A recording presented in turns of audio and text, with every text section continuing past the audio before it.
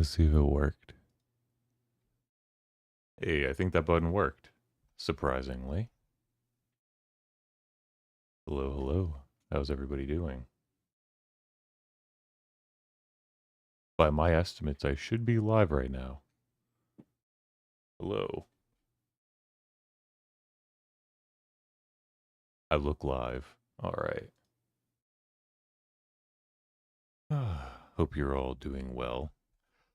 I'm not expecting a huge turnout today due to just it being a Friday and me streaming like during the workday. I think most of my viewers tend to be like adults with things to do. So I may have 0, which would you know, yeah. Oh, that'd be funny. Have 1 like. Oh, thanks guys. I'm gonna go harass some people, let them know. I go put in a little now live notice. Now live. That's so exciting. Oof.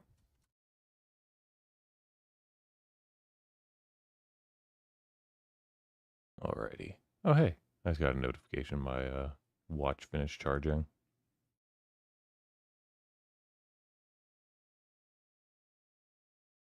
Alright. So anyway.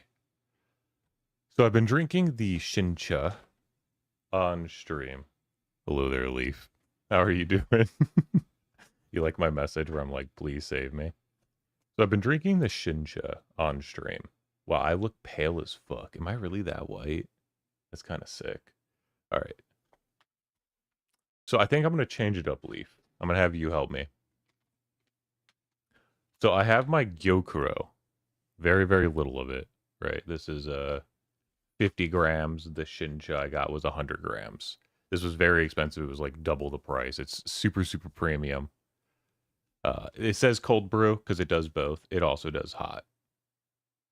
Don't worry, I talked with my tea people. Oh, duh. Where's my music? What do we want to listen to?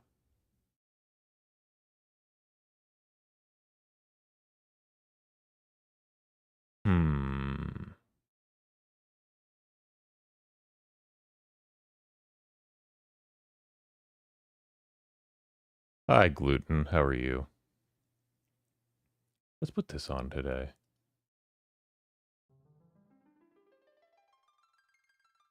Gluten full acrylic paint.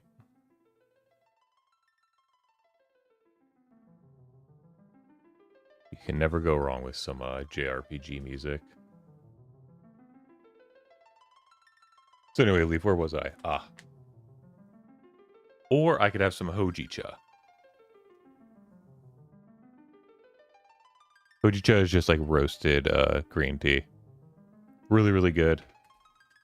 Excited to try it eventually. This little thing was like this whole thing was probably, I don't know. I couldn't even say. Like $6 for this big 100-gram thing. Also, hello, Gluten. This one was like $30 for this tiny one. And this was like right in the middle, around like 20. Really love the Shincha though. Really solid. What are we feeling today? Shincha again? Should I try the Gyokuro? Or should I just say F it and have the Hojicha? Also, how's the save the best for last? Okay. How's the volume? Is it too high, too low? I just want to know where it sits for you guys. Because it looks like perfect in the middle, so... Sounds good. Awesome. Alright, in that case, we're going to have the Hojicha today. My Shincha and my Kanro Gyokuro away. Thanks to Ippodo Tea. Please sponsor me. I love you guys. And by sponsor me, I will just do, like, I'll try all your tea flavors. That's all I need for the sponsors. Just give me the tea. Oh, this one has a little thing. So when I was in, we'll actually see it later when I'm going over the photos. But the place that I bought it at was not the main one, which actually has a tea house, because it was really far away from us, but the Daimaru Mall location. Daimaru Mall was really cool. Alright, so Hojicha is roasted. Sorry, I'm bringing up my water to temperature. I had it set for green just in case, but...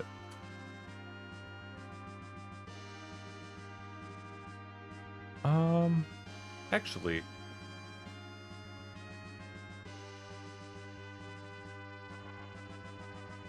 Yeah, I think that'll be good. Oh, good afternoon, Captain Iron Mask. We've decided on Hojicha today.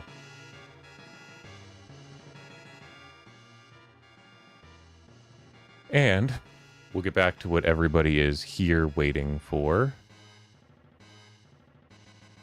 Let me find it. Uh-oh.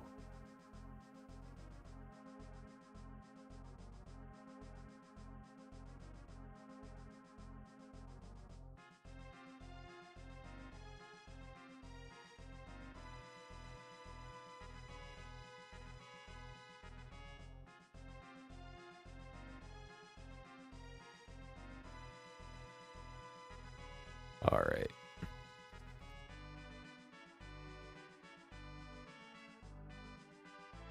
I really should have moved these pictures into like a separate folder after being viewed. Actually, that might still be quicker for me to do.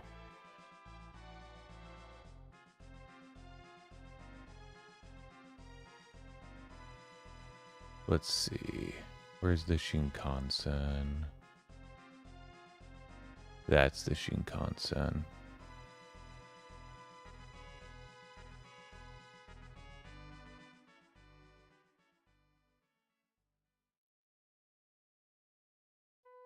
One second. I didn't realize how annoying this was going to be, so...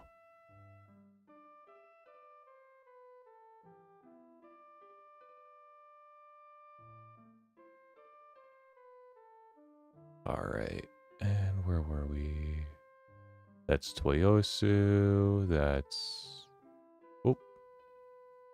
That's stuff we haven't seen yet. Shinkansen, Shinkansen. Ah, here we are. Perfect. We'll start at the Kyoto subway, which is right where we left off.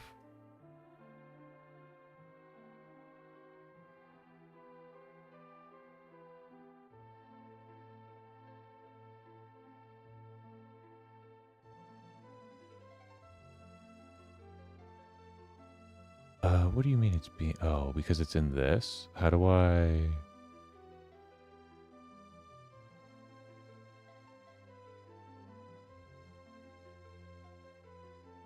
Alright, one second.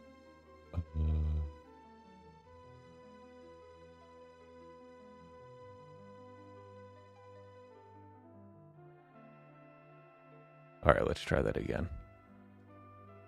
Sorry, it was like, the file was in use by OBS, so I had to fix some stuff. Alright. That should be much better.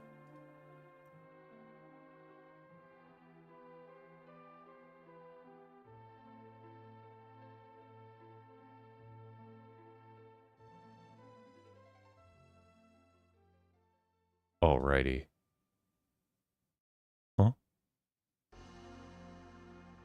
Oh, okay. One second. Alright, now we're good. Now we can get into it.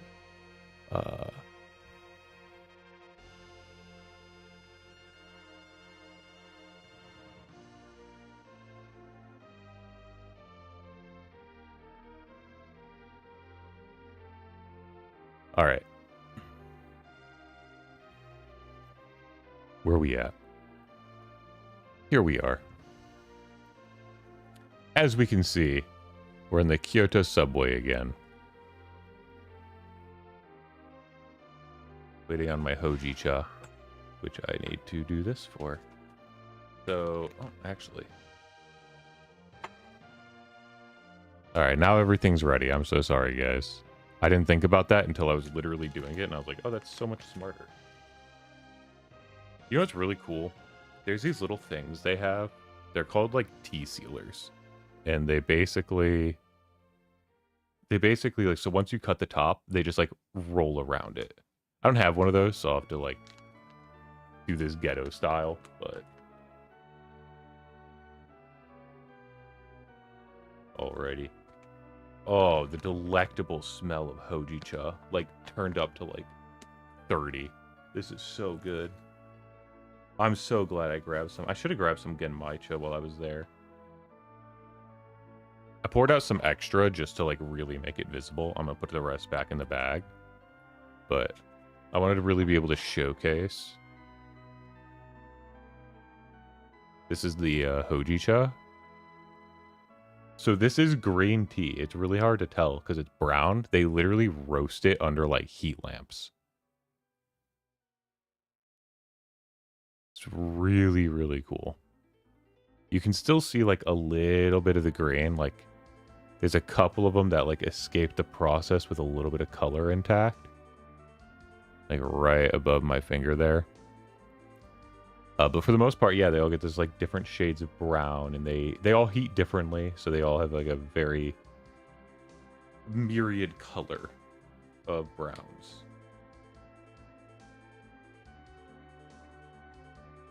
I'm going to go about... even that looks like a little much. Hojicha's pretty strong, so I'm going to go a little lighter, too.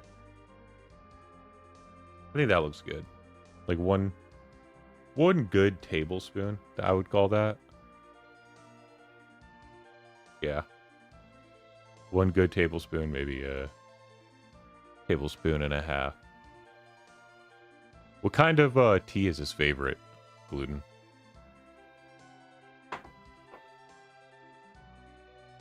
I tend to drink the Chinese teas, pu'er being my favorite. But this green shincha that I got from Ippodo Teas in Japan was phenomenal. I can't wait to try the Gyokuro. I've always wanted to try a good one, so...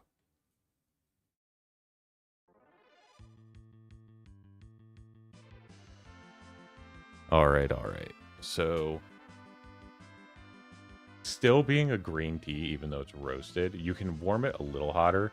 So I'm doing a 185. Some sort of mountain tea. He probably drinks oolong, rock oolong, or... What else would be a mountain? There's a couple that have, like, mountain in their name. I'm very curious. Because it could just be a black tea as well, like with mountain in the name. But anyway, we're going to get this.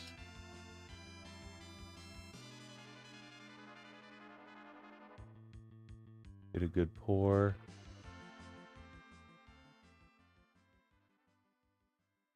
Go for a full body color. Oh, you can see the steam rising off of it because it's 185. Go. Hey, I know the sound effect. Because I'm listening to Final Fantasy. Wait, I'll ask him. Awesome.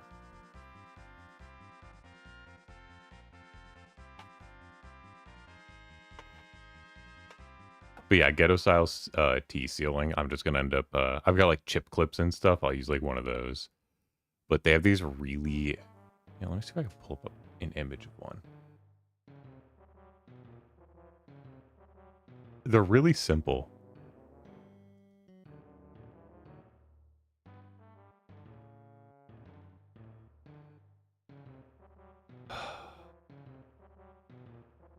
No, none of those are what I'm looking for. Oh, Darjeeling. Okay, yeah. Darjeeling's a classic tea. Very bitter. It's a classic bag tea, though. It's grown in India, but they didn't grow it until the British colonization. So I would argue it's a British tea. Most people say it's an Indian tea, but if they didn't grow their tea before the Brits got there, not really theirs. Man, I can't find it. Anyway, yeah, they're just like these little cylinders, like yay long. You just you literally just like feed the top through, and then you like push a thing, and it just closes it. It just keeps it airtight. They're really simple. But when I looked up T-sealer, it just wanted to show me teak sealers, and I'm like, I don't want teak sealers. This isn't wood. Okay, we got good color, good opening of the tea leaves. We'll call this good for the first steep. We can get into our pictures while we drink. And you'll notice, despite being a green tea, because it's roasted, it comes out with a really nice, very, very clear. I'll put this here so you can see how clear that is.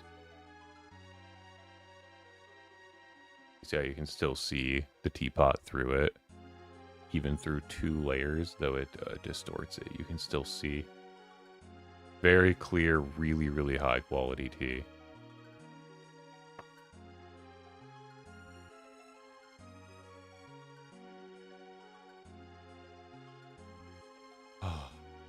Really good smell. It's hard to describe. I would call it almost similar to a cereal grain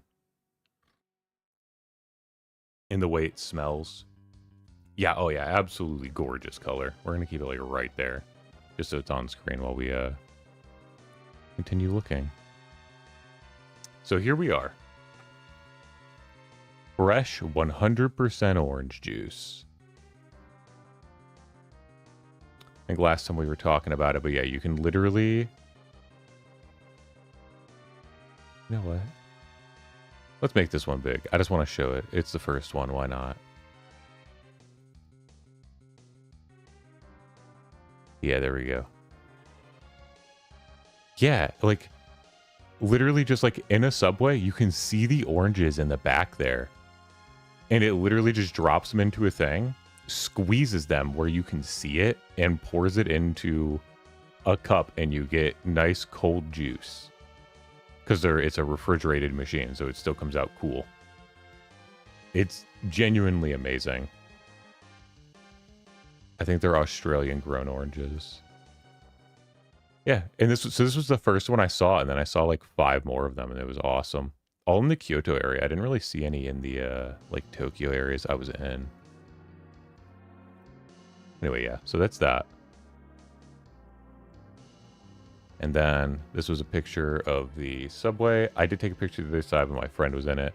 When we get to our hotel, they gave us these funny bottles of water that said they were from Fiji. So I just wanted to show off one of those. Took a picture of it because I thought it was funny. Or Fuji, I said Fiji. From Fuji, like Mount Fuji area. Like, we were over there. I didn't even see this type of water when we were literally over by Mount Fuji. So this is Kyoto. Really, really nice looking city. This is like the downtown area. We were kind of you know, obviously we didn't know when we went there. We ended up, where we stayed was in a very touristy area. Apparently Kyoto itself is a pretty tourist heavy area. I wanted to go more towards old Kyoto, which we did visit later. But that's where I would have liked to stay. My friend handled booking arrangements, and he had like a lot of deals on some of the hotels, so no complaints from me.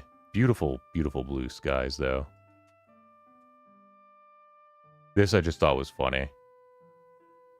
This was just like literally in the Subway, like as you're going down, they just have this on display. There's a better picture of it. As I'm going down the escalator. No idea what they are. Kind of looks like a Kamen Rider, maybe Ultraman related. Not really sure, to be honest. I didn't like throw it through an AI to like check, so.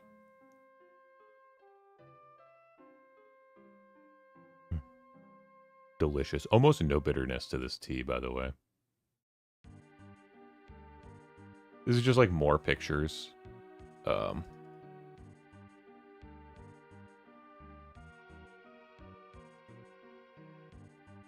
Let me look a little closer at this one. Yeah, I think I just like the intersection. They look different than Tokyo. Like when I was in Tokyo the whole time, it just ends up looking very different. So this was down in Kyoto Station. The road looks rough. The road's actually in really good condition. It's just it's like a gravel top asphalt.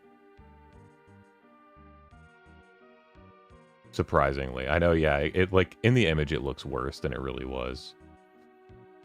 And it's just because it's a gravel top asphalt. So we're down in like Kyoto Station, and there's this little mall underneath, and we gotta wait till our train. So like, let's go peek, and there's this matcha shop right there. We come over here, and I'm like, oh, this is Ube Matcha, to my friend who's a big matcha fan. And so these come and they're chilled already for you, and they're good to go. You just shake them before you drink, and it's like a matcha shake basically. They're so good. But I was like, yeah, you get one. I'm like, Ube Matcha is like basically, Ube is like where the high end teas are all grown. So I'm like, Ube Matcha should be good for you. So he tries it and he almost falls to the ground from how good it is because he's a very dramatic guy. So I was like, okay, I gotta get one. And I got one. Dude, these were, even though they come out of like a vending machine, it's like in a store, so it's the store's own vending machine, but still, these were like some of the best matcha I had while I was in Japan. They were so good. Matcha doesn't taste, not good matcha. Matcha does not taste like dirt at all. Matcha should have a very like, it's a very rich flavor. It's let's see, without sugar, the matcha will be, it'll have some like umami notes, so it's got like a little bit of like savoriness to it, kind of like my shincha. It's got a little bit of leafy flavor to it, but like not too bad. And there's like almost no bitterness to it. The way they grow it, there's almost zero bitterness to regular matcha. That's why they don't have to sweeten it as hard when they make the sweet matcha things. Super good, though. Tastes like tree noted. Yeah, that's a good way to put it.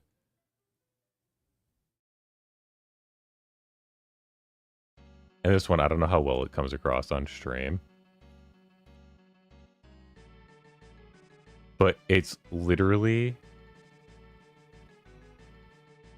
just, I thought it was cool because it's like a fake wooden gachapon. It's the only one I saw like that. Matcha tastes better than coffee. I think most people are ready to hear that. So this is, we're now on the train heading to, we should be heading to Issei at this point, if I remember the trip correctly. There's gonna be a lot of just photos of like the mountains and stuff.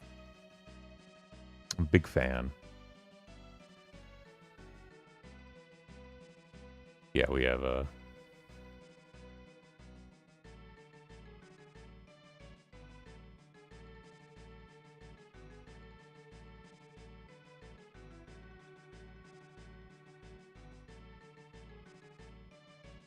I love how the power lines look like from a poorly rendered game.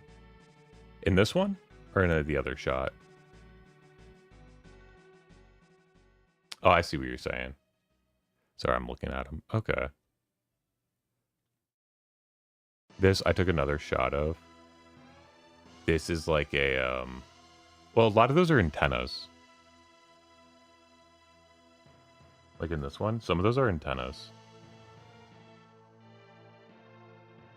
Like, yeah, there's actual power lines too. But yeah, some of them look like they're in, some of them are antennas that are hard to see in the background and stuff. Like on the roofs. But yeah, so this was just like a cool little, something classic styled. I liked it. Just some pictures. You'll see my stripes. I'm wearing my Japan World Cup jersey. I picked it up when we were in Toyosu at the mall. Right below the Gundam base, there was an Adidas store with all the Samurai Blue Team Japan World Cup stuff, so I went and picked one up.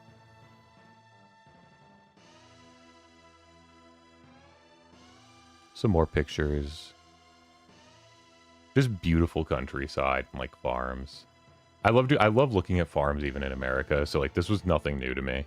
It's just cool because they're rice paddies, so they're like farming Japan. You get to see a little bit of the inside of the train here. Just a normal super express train.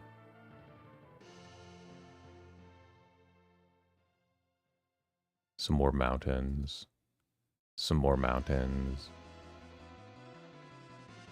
Oh, this one was really cool. So we only quickly... Oh, wait, no, this isn't the one I thought it was. This was just to see, like, a cool energy. Just the way it stands above everything. I was like, that's sick. It's got aura. This was cool. It's probably hard to see in this picture. So maybe I want to blow this one up real quick.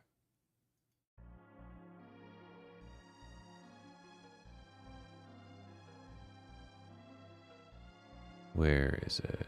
Is this one? Maybe the next one will be better to show what I'm trying to show, but... So... Something I respect here is you can see it going up the mountain. In America, we hate nature. And so we would just clear cut the entire mountain all the way up with the power lines. But I really liked that here they had them in like a really cool row and didn't clear cut everything. They just cleared around where they needed to build it. A respect of nature that I wish we would show.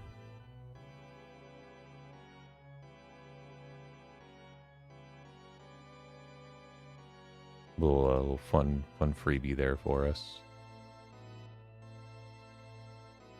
That's another shot of it. What am I looking at in this one? Probably just another cool mountain line.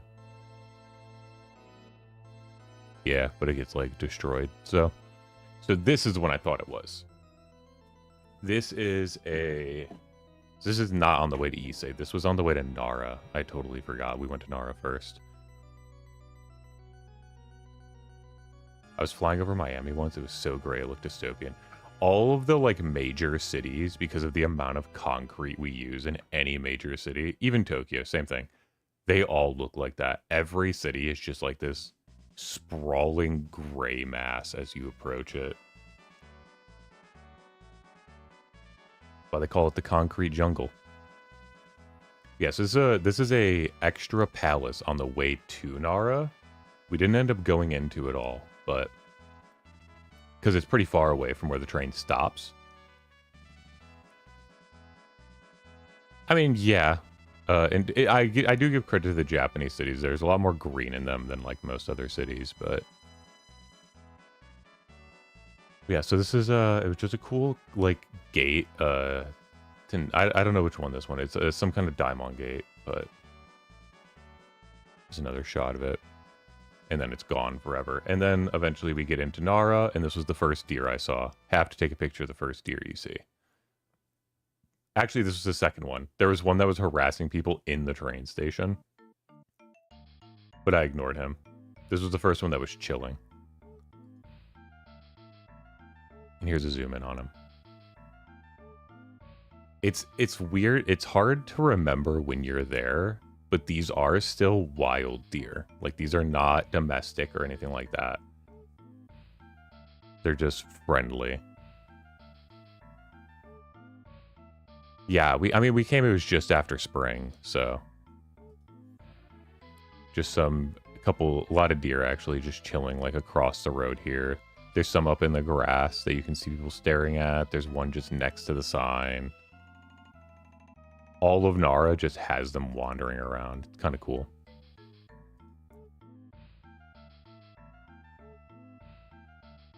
This was just cool. It's a stone with some old writing on it.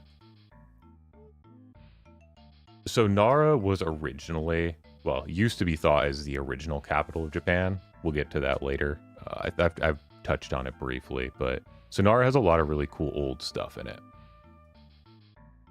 This was just really cool to see. This is the first time seeing it in Nara. He would just carry people, right? It's like, that's so cool. And so I had a buddy, I was like, yo, we should do that. He was like, I'm not going to inconvenience, like, be a burden on a man. He's like, why would I want a man to do whatever? Later on, we see a cute girl doing one of these. Like, I mean, not like cute, but like just like a girl, right? Not objectively ugly girl. And he's like, wow, she's cute, right? That's what he says to me. And I was like, you know, you should do? You should make her drive you around. And he's like, why would I inconvenience a cute girl? And I was like, it's like, why would you not? If you like her, if you think she's cute, inconvenience her. What a way to describe someone. Hey, she was described as cute to me. But yeah, that was a later. I don't even think that was in Nara. I don't remember where that was. Not objectively ugly. It is what it is, you know? Some people are, like me. Some people aren't, like Leaf.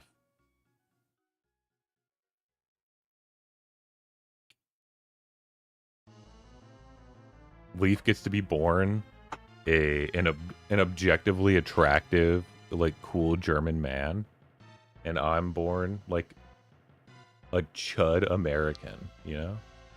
Chud Amerimut.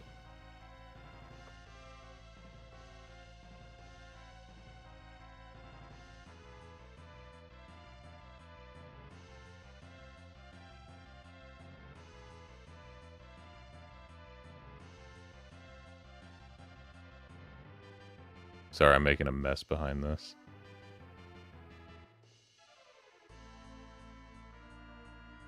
Some of the hojicha got stuck to my blade. So I was using a little bit of water to get it off, and then tactically I made a mess. We're all chuds. This is a chudment free zone. No, this is not a chudment free zone. We're all chuds, but I absolutely judge all chuds. Leaf is lucky that he's not actually a chud. He LARPs as a chud, but he's not. Look like wet rock on the side of the road is crazy, though. And where were we? What's next? Oh, so this was like a, this wasn't the big, like, the Nara Park. This is a cool one that has this really awesome museum that was unfortunately closed when we got there.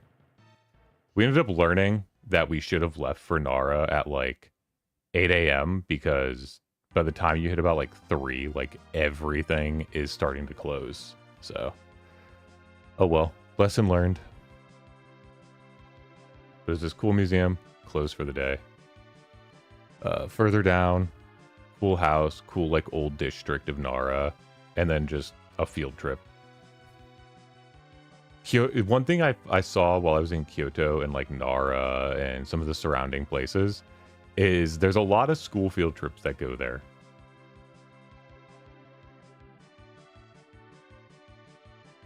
This was cool. Just I love seeing like the Tories. I don't remember. I don't think I went in that one just because it was like there was the place to cross was like way far away. So I didn't. This was a cute pregnant deer. I didn't get a good shot of her that made it obvious that she was pregnant, but she was super pregnant, could barely hobble up the stairs at all. That little fence that's next to her in this photo, it took like 10 minutes for her to even get over it. Just trying really, really hard. Which I thought was super cute. This is like a really high like preservation area. There's a lot of history to this little forest here. Like even though they have like the machinery out and stuff, like the way they were doing construction was super, super conservative. It's really interesting.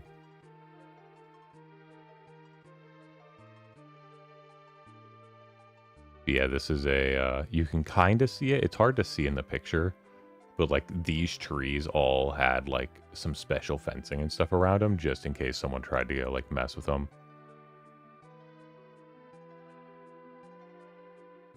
And then there's this sign, which is a Nara City and Natural Monument, which is the trees we were looking at. A group of gigantic trees of Ichigashi in Kasuga Taisha in the 8th century when Kasuga Taisha was first enshrined, which is the there's a temple that, like, this is on the grounds of, which is Kasuga Taisha.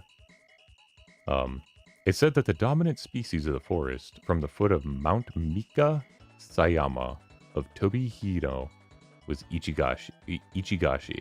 Nowadays, you can see very precious, scientifically and environmentally giant trees of Ishigashi, which trunk circumferences are over 3 meters, which, that's insane, by the way.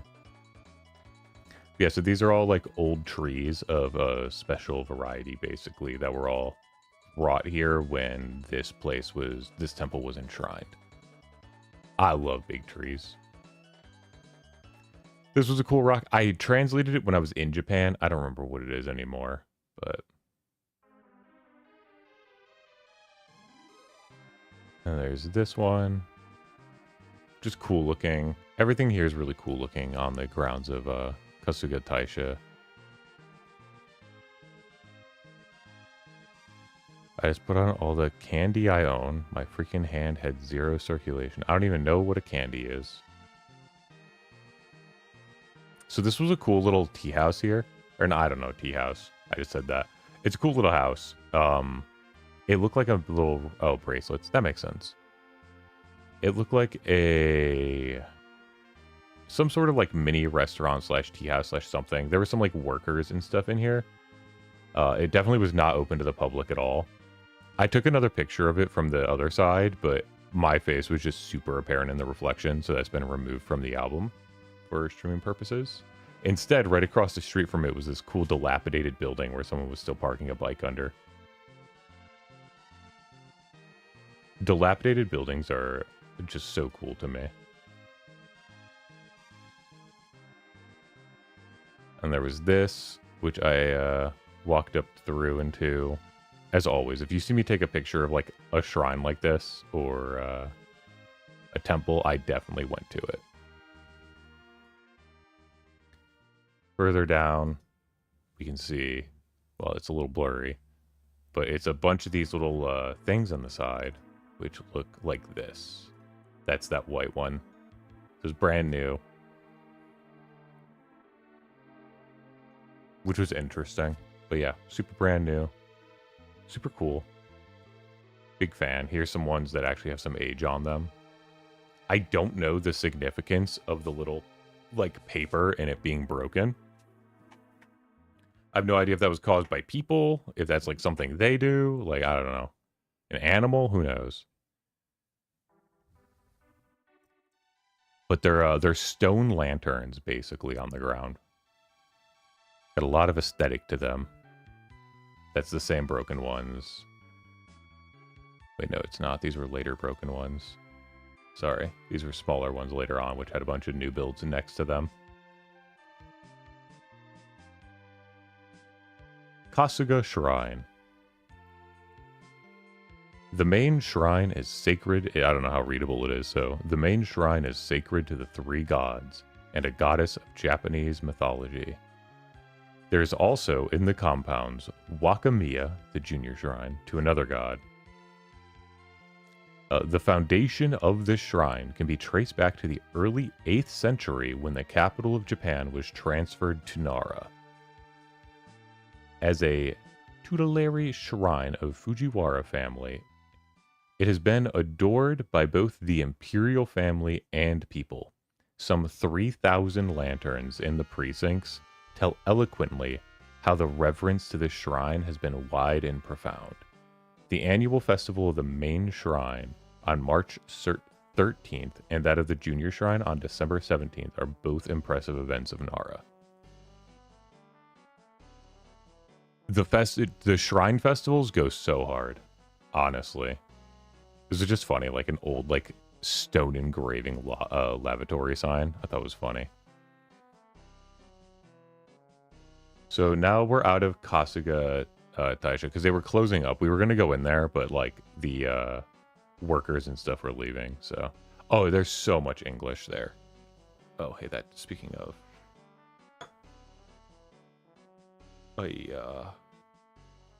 Hot, hot, hot. Or as they say in Japanese, Atsui. It's so hot. I'm pouring my tea.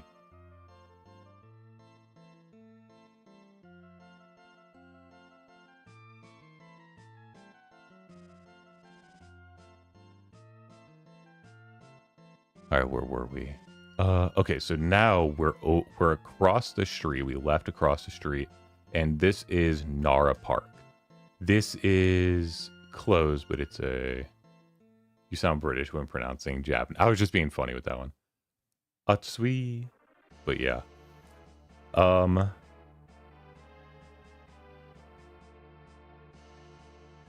Sure. Atsui. As they say in Japanese, domo arigato. But yeah, so this is...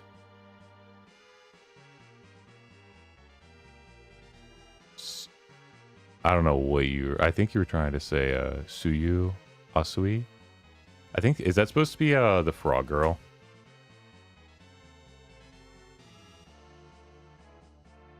That's what the name reminds me of. Anyway, this is Nara Park, and this is like a conference hall and stuff they have. It's really cool here. Huge building. And then look at this. You can see the little ma. Oh wait, sorry, wrong one. Look at this. Little baby trying to climb, and like the parent up there, like, come on. It was right after the parent climbed and the little baby was about to. And the little baby struggling. Little baby struggling. Zoom out. I didn't want to get too close and bother them. Yeah, little cutie. This is later in the park, but before we get there,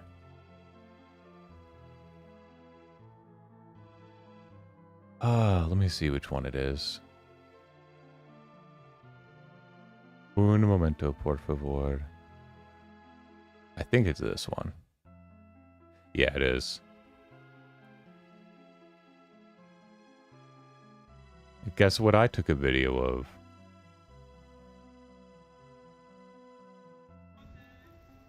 Oh, 1 second. I gotta turn it. I think it should be like this to make it look good.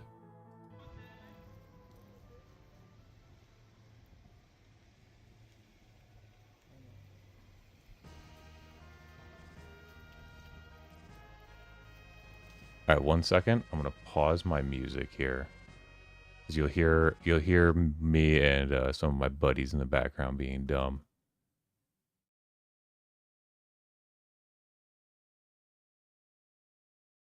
Potentially.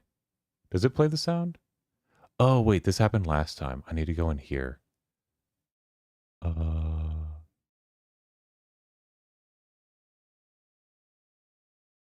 Okay, so it should play for me.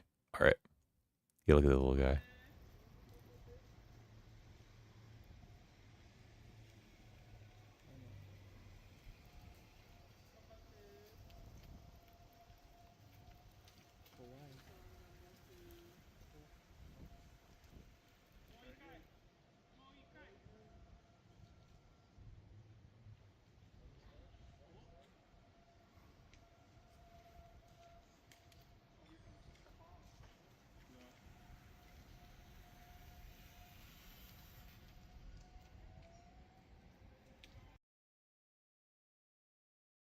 Super cute.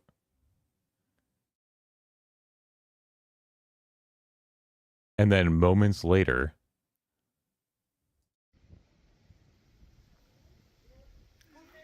Yatta!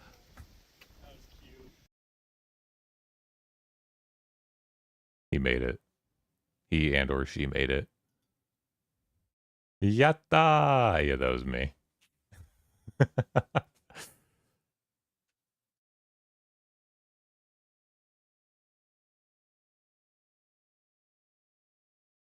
Anyway, back to the music. I had to show off the deer though. It was so nice. Oh, we were so happy. We were just watching it struggle for like 10 minutes. I saw it going for it, and I was like, it's going to make it this time. I need to get it on video. Yeah, so this is the park itself. Really nice looking. Well, this is a bird, I should say, but You'll never guess that I like to take pictures of birds.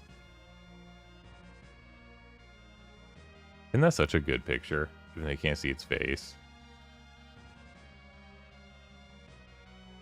Absolute cutie.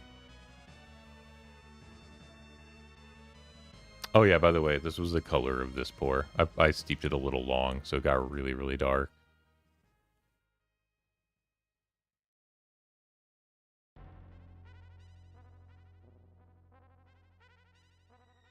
This one is a turtle. I don't know if you can see it very well. I'll zoom in on him on the next picture. Turtle.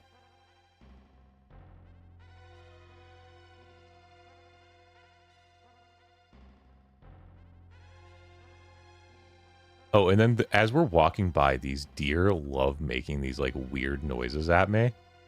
Or at us, at people. And so I got one of them on video, just barely. Pausing the music again, because you got to hear this. It's crazy. I'm going to play it a few times, because it's just like, what are you doing?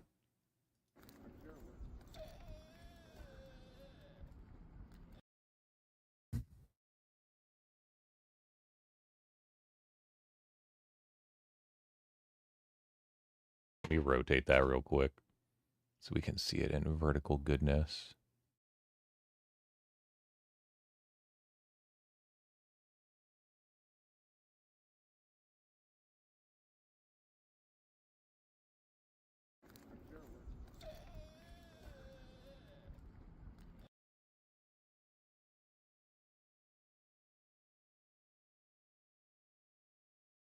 I don't know why it doesn't want to let me shrink that properly. One moment. Because I hit that one. Oops.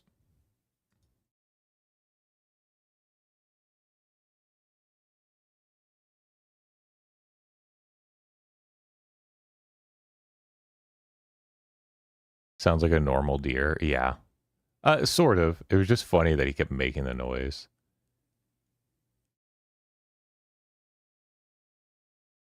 I guess that's the first time I've heard it so close to me. I guess you're right. It is just a normal deer.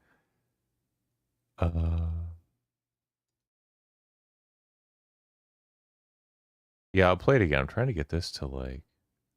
Is this the button I want? No, it's not that one either. Okay.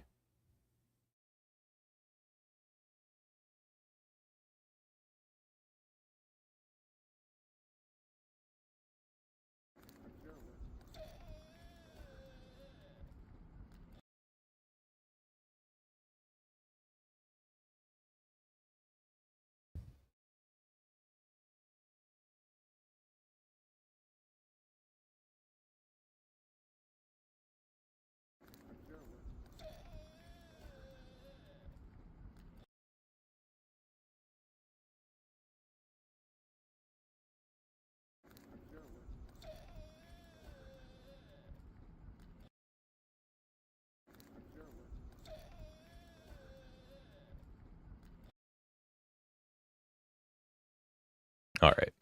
That's enough messing with it. But yeah, that's what it sounded like. Getting harassed by deer. So when you're there, the deer aren't trained, but there's a like set of rules that they follow. So in this picture, you'll see how this deer is like right up on this guy. It attacks him. And the reason is when they look at you, if they nod, you're supposed to feed them a cracker, a deer cracker. If you don't have any, you're supposed to hold up and show both of your hands like open palm. That's like the only thing they understand. And so a lot of people just don't pay attention, or like they hide their hands and the deer just go after their bags or after them. And they're like, food. They are still wild animals.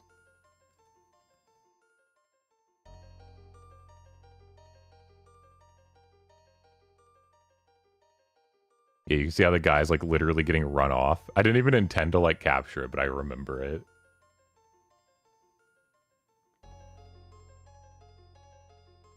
And here's like later in, like in the walkway.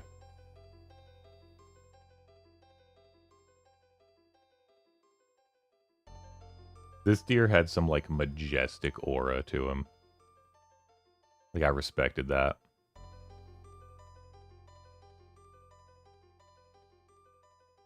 And then as we're approaching the gate, I think this one's the Kendaimon.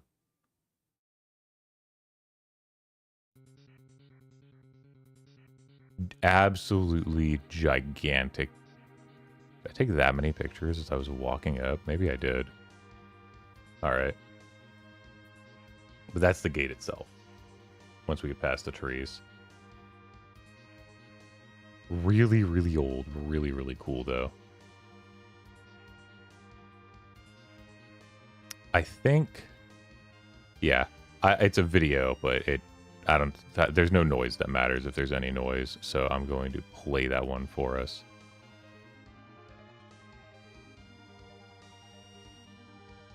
And then complain because I have to rotate again. Yeah, I'm going to rotate that again.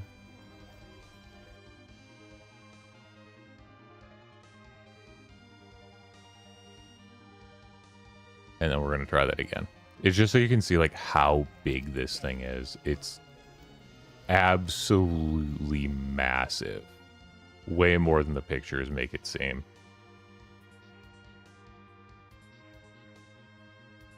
One more time. Just huge. Like, when you see it in this one, you can kind of get a gist of how big it is, but it is insane. And these are some of the statues. They used to not have to put, like, netting and stuff around them, but tourists, now they have to put cameras and protective netting and all this stuff. It's so gorgeous. These carvings are so insanely detailed. The gate itself is amazing. This is the other side. It's really a shame, like, what people do now. There's just no respect for it, but... And they had this little guy on the other side. Which, as a protector, might be more powerful than the other guys. Yeah, I forget what they call them, the lion dogs.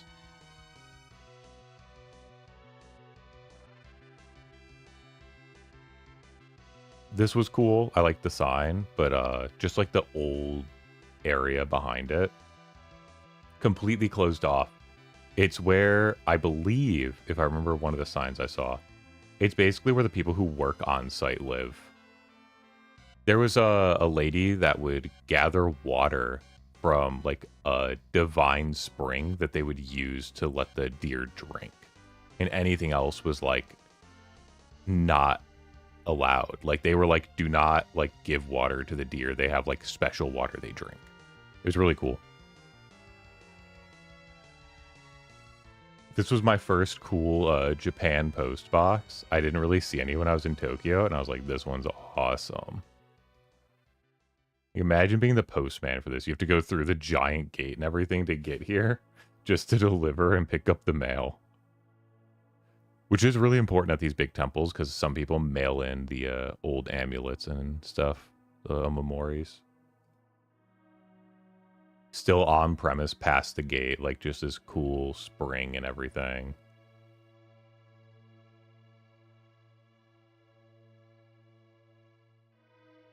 And then this is the main temple.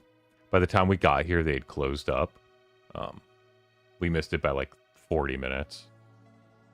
Which is a lot, but also not a lot if we just got an earlier train.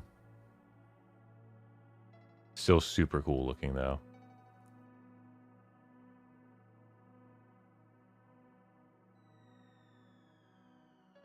Really, really nice looking. This is up close.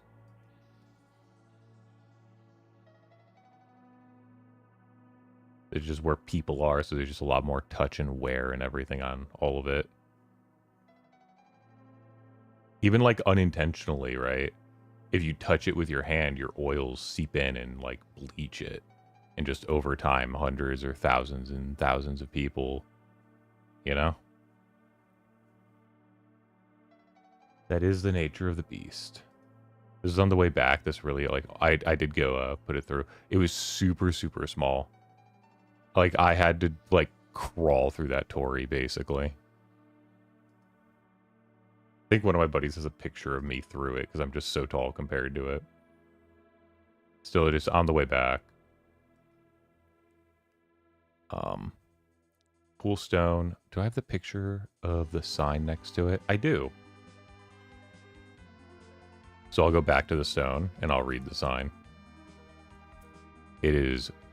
Kiroku Tanigawa was a devoted follower of Buddhism from Nara, Japan. He erected this cenotaph in honor of the fallen soldiers of the Seinan War, the Satsuma Rebellion, of 1877, and for the victims aboard the warship Chishima that sank in the Seto Inland Sea in 1892. This stone monument commemorates the many brave men and women that never made it home. Out of respect for them, we request that you do not climb up or sit on the cenotaph and surrounding rock arrangements.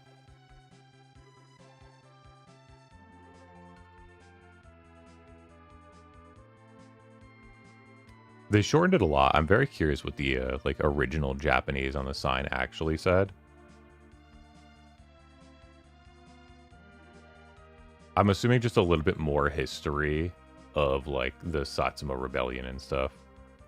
Like you can obviously see there's like a lot more going on in this sign, like a whole middle chunk that gets skipped. Oh hey, look, I zoomed in even more. I didn't realize I had that shot.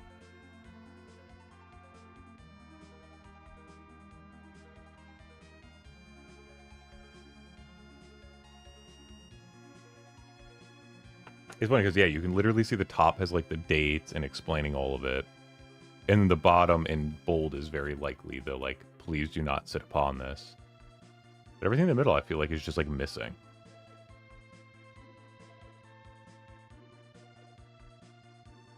That's just a feeling.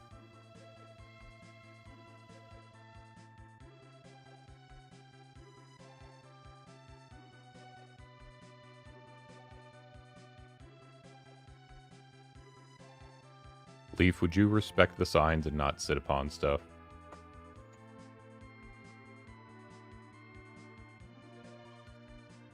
I feel like you would.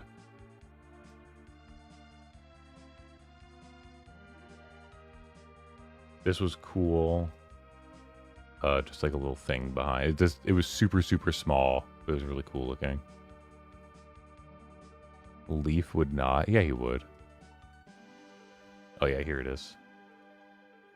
It's right near the bridge, so I was like, I don't know what it's protecting, but I respect it. Thank you. A little bit further down, it's these two... I didn't end up going over to it, but these cool two trees in the background. I don't know how well they're visible. Leaf, how well can you see the two trees in the background? Should I get the zoom in?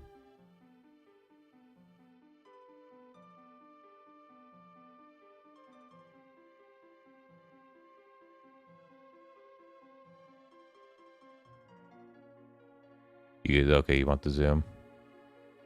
Alright, where are we? Here we are. Oh, you know what? My next one zooms a little bit, but just in case, I'll have the big zoom.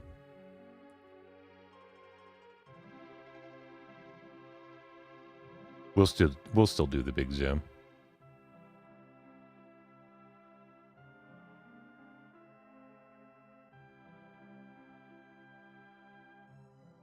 True, he would LARP. Just cool, like, cross trees, the way they grew them. Here's a little bit better of a zoom.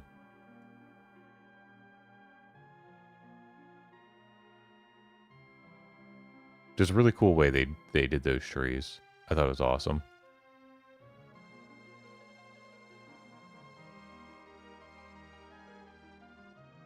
I'm a big fan of the, like, manicured nature that they do in Japan. This was just a dude's house. I thought this was, like, something special. It's literally just a guy's house. That just lives in Nara. Some giant Nara mansion. I was like, that's so cool. We were walking down a side road at this point, so...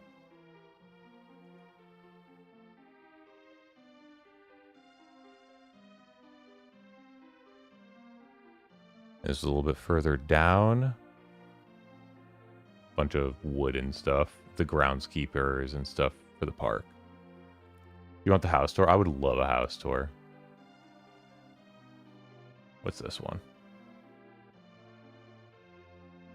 Oh, this was just, I liked the way it looked as we were walking down with the Torii in the distance. And this is as we get closer.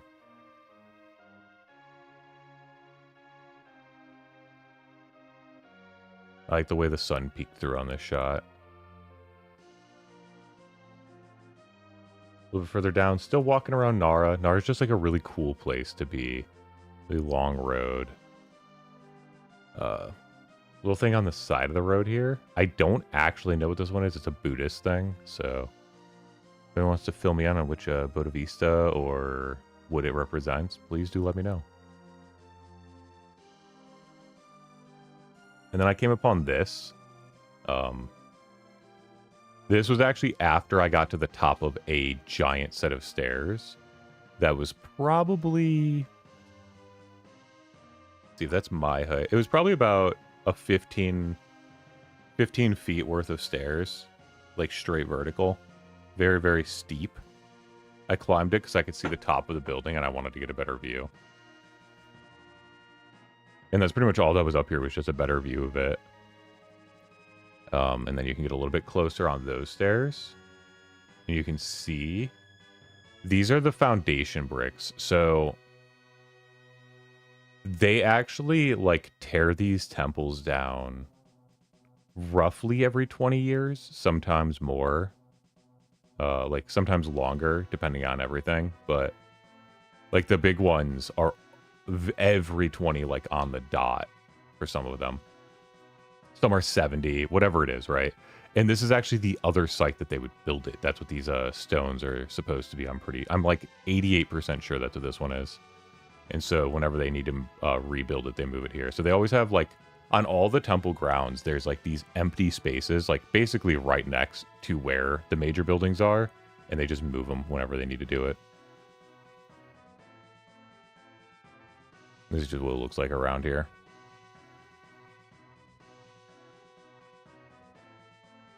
Cool looking area, cool looking place, cool looking temple. There was and the only reason I knew it was there, because originally we couldn't even see it, is I heard something coming from their temple grounds, like a big drum or something like that. And then we found this area to get up to it later, but didn't go. And there were just people sliding down the handrail. Just a little bit further was just this cool little, like, market, like, side market street, which I thought was cool. I love the little market streets. Did I meet Triple T in Japan? I doubt it, because I don't know what that even means.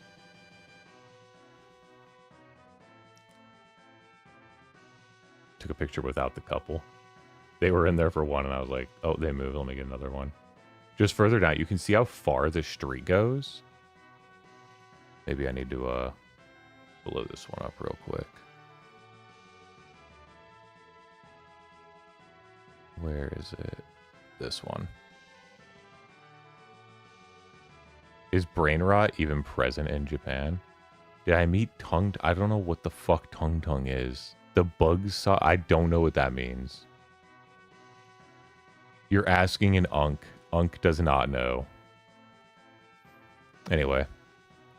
You can see how far back this street goes. It just goes for forever. And it was literally like markets and stores and just stuff the whole way. Oh, also Family Mart. I love Family Mart. Famichiki, the best. Tung Tung Tung Sahur. Brain Rot AI Slop. Okay, thank you, Leaf.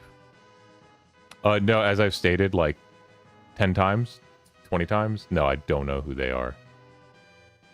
So anyway, look, Neko. This one was just like a cool stray on this, like, at this shrine. It's a cutie. And it's, all this on the wall, and then the shrine itself. Yanko. Yanko. It's funny, because we were walking by, and I heard it, and I was gonna go up to the shrine, whatever, like, so I had everyone waiting. And we heard, like a nya.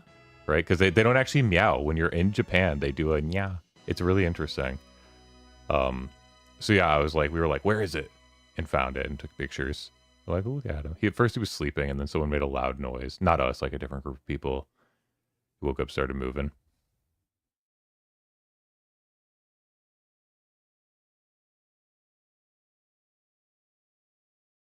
But yeah, this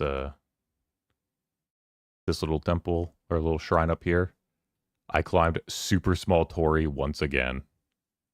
Always a small Tori.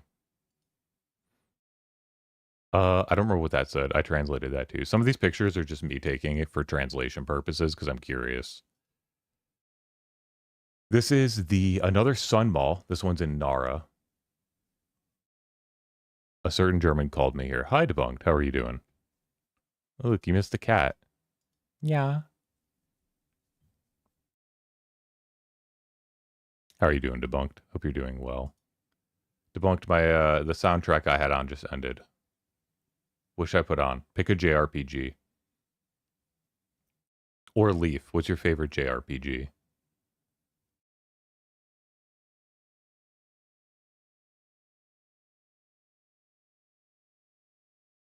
Which Final Fantasy, though? I just played FF4.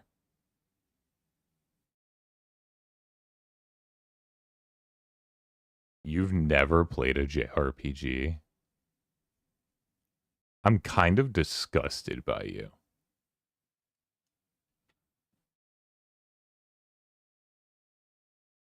Okay, well, if you're going to do 14, I need to know which expansion, because that's just too much.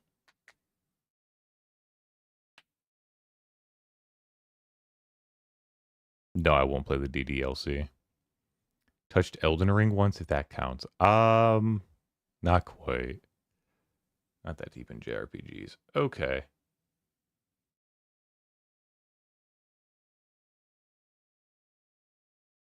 We'll do... Would be a good... I did Chrono Cross last stream.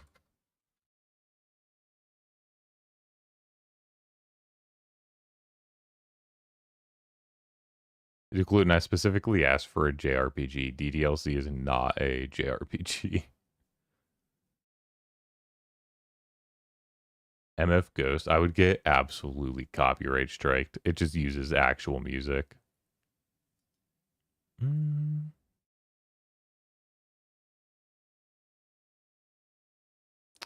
I'll do Final Fantasy VI. I did 4, which was good. Final Fantasy VI, as far as like the original style goes, because they switched it with 7, is really good. There we go. All right. Hi, Neko. Yes, where were we? This side, the Sun Mall. This is another Sun Mall.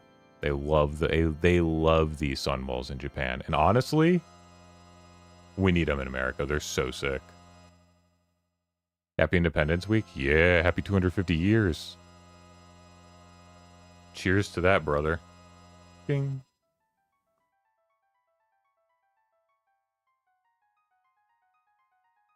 Drinking Hojicha today.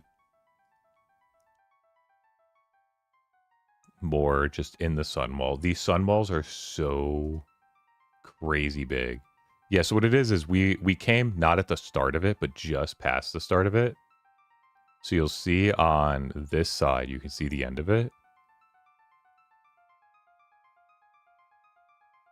And then on this side, you can just see how long it goes. They just go forever. They're so cool. But anyway, we ended up eating udon here. Some really good udon, not gonna lie. It was really solid. Not the best udon, but really good. Right across from me was this really sweet, like grandma, and she was trying to talk to the, disgusting gaijin next to her, and she was just trying to show them like, how to eat the udon. She was just trying to be really nice, and they didn't understand the Japanese, and they were just being very rude and dismissive of her, whatever. And I ordered some sake. You can see it at the top here, right behind chat. There's a little sake bottle. I offered her and her husband some of our sake to get the conversation flowing, because she was like obviously trying to make conversation and the people next to her were not having it. We had a great time talking to her the whole dinner. And then when I stood up, she was like, "Wow, you're tall." And I was like, "Yeah." It would, obviously she said it in Japanese. They always say dekai, and I always say, I always say that I'm a boku wa bakemono. I call myself a monster. And every time with the old ladies, they just laugh and tell me I can't say that. But yeah, this was really good. Really good udon place. It was really nice. I asked her if it was the best udon place in Nara, because she's lived here her whole life. And she was like, she like got quiet and she was like, "No, but we like it." And just curious, I was like, "What's the best food around?" And she's like, "Oh, there's so many good ones." She's like, "Even just up and down the street, there's so many good ones."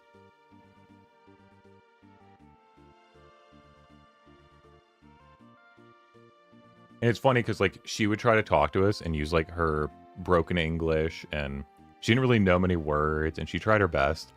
Her husband absolutely knew English, but just didn't really care to talk with us at all. It was so funny.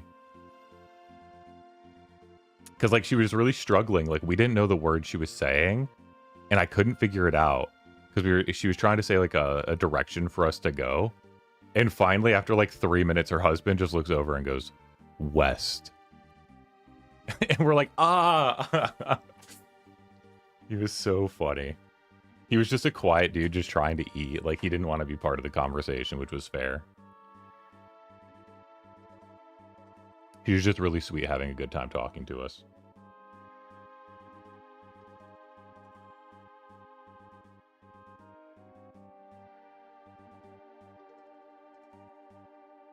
Yeah, and then that's like the end of the night here. I don't think I took any more pictures. We took a train home and relaxed, I believe.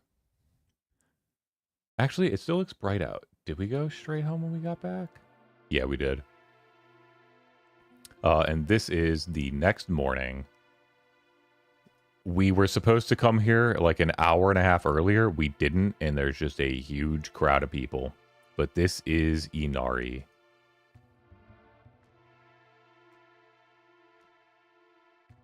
Mount Inari, Inari Shrine. Yes. Inari 1? No? Inari-san? Mount Inari?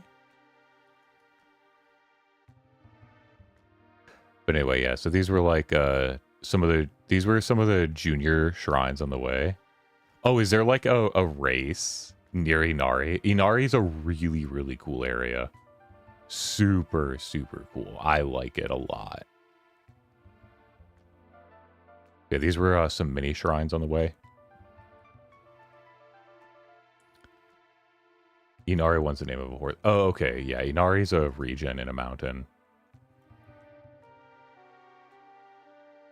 This is another big torii right up to the... Surprisingly, I don't think it's the... No, that is the main shrine. So, okay. I'm not going to get a picture of it. I don't think. Do I? Sort of. Okay, so on the left side is where we end up walking up, if you see the stairs here. That's where some of those pictures are taken.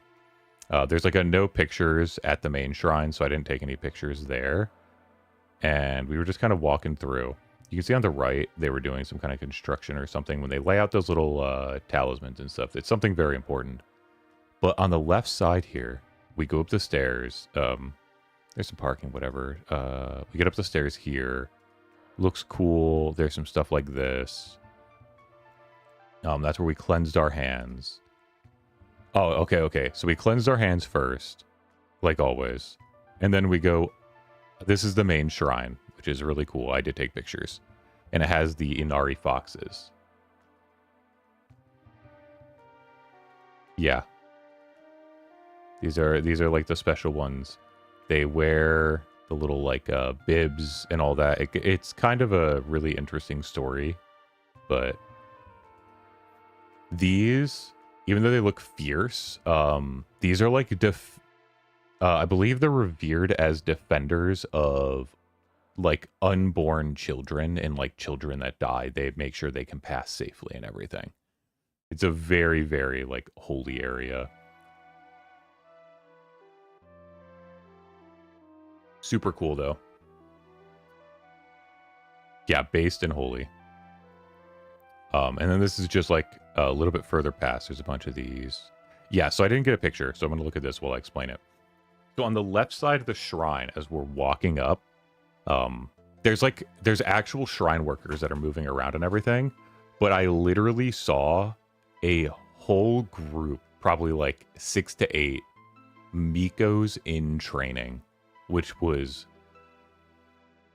awesome. It was just so cool to see. I'm not gonna lie.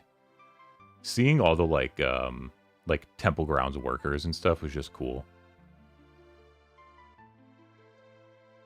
I feel like that's something that is just kind of missing, even at like churches. Maybe some of the larger cathedrals, but like even the smallest shrines in the middle of nowhere would have at least one dedicated worker. Every single one that I went to when I was in Japan. Like the smallest shrines that are on like the side of the road still get like somebody comes by once every now and then to like maintain and all of that. But yeah, I saw them before getting to here. This was a little further up. This is when you get to the main areas. Some good spots. This one, I don't know if you can see, there's a horse there. It's not a real horse. It's a, just like a likeness of the horse. Stems from like an old myth around Inari, but the horse is super important. That's why it has its own little thing there. Yeah, it's almost like they actually care for their culture. Agreed.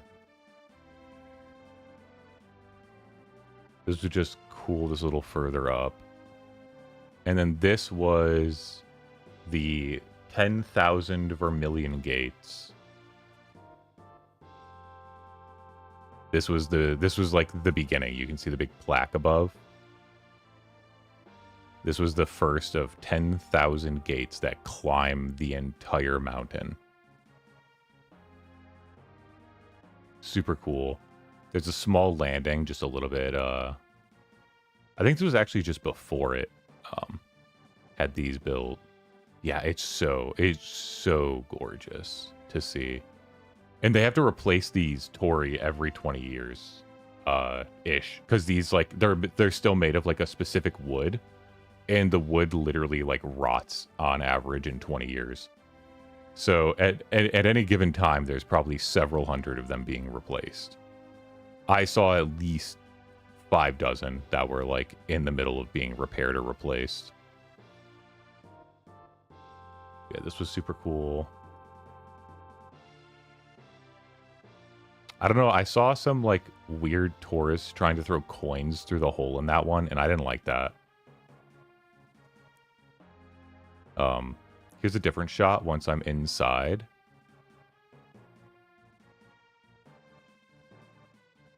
Some of them were low areas. That's what this one was. It was just a really low area. But this one's super cool. So this is, we've been walking through for a while, and there's a little landing. I don't know what the 4 burning candles symbolizes. But very obviously done for a reason. A lot of like religious stuff here. And this guy. So this is a special tree. It's a, I forget the type of tree. And it's had its roots exposed for like several hundred years like this, and it's still there. Like it was still, you know, it's still a tree. It's still there. Even though you can see they had to cut like the top of it, the stump and everything else is still there, and as far as I can tell, alive. But the exposed roots and the exposed bark, when you touch this or crawl through it, it's actually supposed to help with joint pain. Very funny enough. So I did it. My knees felt great for the rest of the trip, so I think it works. And then there were people at some point, like, slid some yen into, like, a crack in it, which I was like, that's crazy. And this was, we were walking up this, like, dangerous path that none of the tourists wanted to walk up. So we got away from the crowd for a while. And there was, like, a little bit of bamboo grove and some trees and stuff. And I was like, that's cool. That's, like, the first time seeing, like, wild bamboo growing like that in Japan. And then we get up a little bit higher. And no food or drink. There's another sign, I think just before, no, just after, that's, like, no pictures of the actual, like, inside. It's like, okay. So I don't get any more pictures of it. Really cool. I even had an old lady. This is like up the mountain. It had like an old lady working it and stuff. It was super awesome. And this was the first bamboo grove. And there was like a whole history to this bamboo grove where it was intentionally planted by like one of the emperors at some point to have more sustainable bamboo in this region for some big project they were doing or something. And it was massive. This was the other side of it, and it just goes forever. We could have walked through more of it, but it was like, it was an additional 40-minute one-way trip that doesn't even go up the mountain. It just goes through the bamboo grove. And then you come back, and you just have to like go back on the path. And we're like, no, we'll like save that energy for going up the mountain that we're literally climbing. Yeah, it was awesome to see bamboo in the wild. What's this a picture of? I think there was an animal somewhere out here. I don't see it in the picture. I don't think I got it centered. I might have taken the shot too late. It might not be in the picture. There's some kind of animal scurrying around. We get more of the bamboo, or the vermilion gates. And then a lot of Tori up to this one. Really interesting. I didn't get a picture of it, but I saw... Actually, maybe I did take a picture of one of them. Let's see. I'm going to wait before I say it. That's the sun just hitting my lens. I didn't even realize when I took the picture. You can see there's like a super mini Tori. Maybe we can't see it. Can you see the super mini Tori at the top of the stairs? Or should I make this one bigger? I'm thinking we need bigger.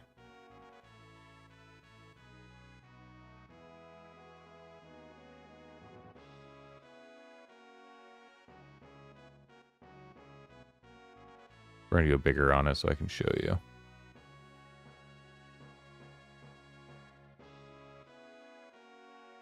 Behold.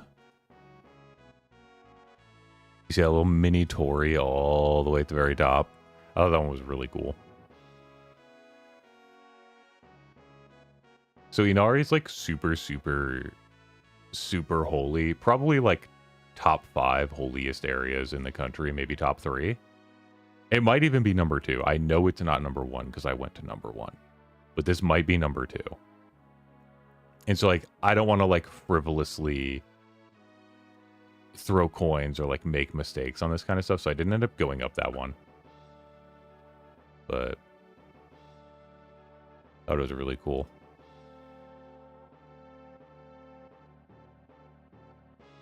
And then this was, let's see. So this is the area. I don't know if I took a picture. Usually when I go through a Tori, I tend to not take pictures just because it feels weird. I'm like, this, like, going through the Tori, bowing and all that, I'm like acknowledging this is like a holy space. It just feels awkward to like pull up my phone and take pictures. So usually I don't. So no, I didn't. So right through here on the left were actual like warding stones, if you know, like the warding stones that they use in Japan where they like wrap it with a rope and all of that. And the idea is like it's holding back some kind of a demon, basically. They actually had like 3 of them. It was honestly like just amazing to see. I don't even know how to describe it in a way, but it just felt, I don't know, it feels good to like see that kind of stuff.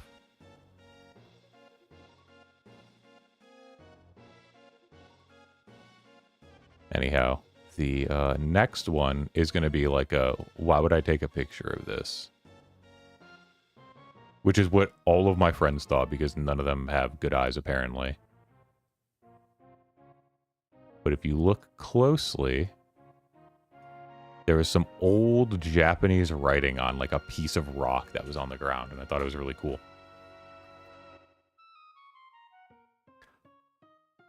But they all were literally like, why are you taking a picture of the ground? And I was like, there's literally faded writing on this rock. Yeah, I was like, that's just super cool. I don't think I ever translated it, though. Let me, we're gonna do it live. I'll put that one in.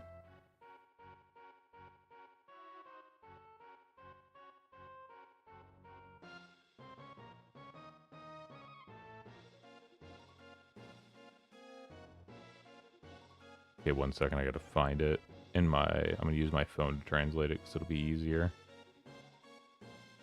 Or will it? Okay, here we go.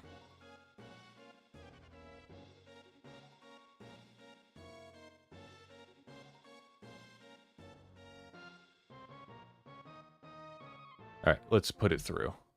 All your friends need glasses too. We literally got one of my friend's glasses. He said he didn't need any. We had him take an eye test when we were in Toyosu at the Gundam base. Because we were waiting and we had a lot of time to kill. And so like after the show and everything, it was actually so funny because he watched like the first show of the Unicorn Gundam. And then we went, and by the time the second one happened, he already got his glasses, like they were done. And so he got to watch the last one with his glasses on. And he almost cried because he could see all the detail and all the stuff. And it was just like a really cool situation. He loves Gundam like me. And it was really, it was like overwhelming. I almost cried. But yeah, he literally went from saying like, I don't need glasses. And then he put them on and like could see detail in the world. And was like, oh, maybe I did need glasses. But yeah, right. Yeah.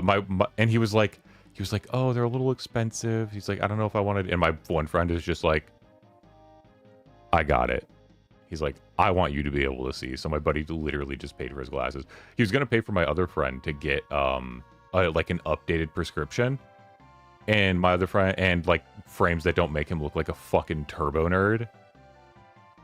And God, he's the pickiest piece of shit in the world too. It took probably a half hour to get him to find a frame that he was willing to like think about. We got him to say like, okay, I'll do it, because my one friend would pay for it. He wouldn't pay for it on his own. And then he still backed out because he couldn't get the scratch resistant lenses or something, which like, okay, fair, but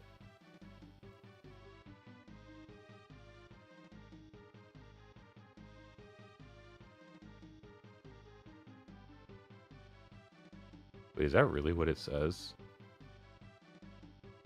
I put it through a translator. I'm gonna look a little closer because I don't know if it's right. I want to make sure it's reading the characters properly. Where the hell is that picture? It should be right here. Here it is.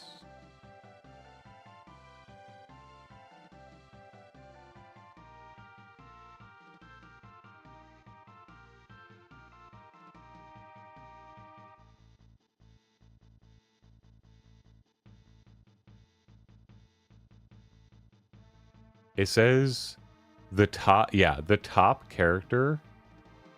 No, the bottom character looks like it says Mizu. So something about water up in this super dry area.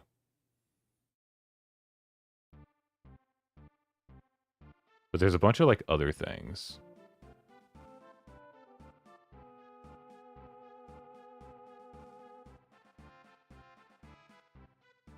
It does look like Mizu, but it might be a little...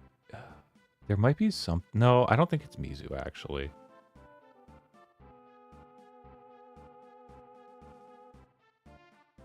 I don't know. Oh, well. That's a mystery for another day. Let's get into more pictures. And more tea while we're at it. Did I show you Debunked, by the way? We're drinking some Hojicha I got at Ippodo, which I think the end of today is when I go to Ippodo, but I didn't take any pictures of it, but...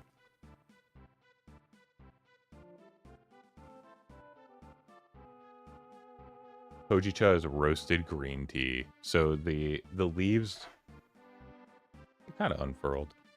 They end up staying like brown. Here, I'll just take one. Actually, I think this is the stem. But anyway, point is, they end up like this brown color. Some of them keep a little bit of green, but they roast it. It's really good. Okay, we're not gonna make tea yet. My water got cold. My kettle turned off. Expect pictures for a little bit. Oh, another cat while we're up the mountain. Like, near the bathrooms. So funny. Just lounging and chilling. It was a pretty hot day, so I don't blame him. This was some of the gates that we just walked through. Light exposure, dark exposure.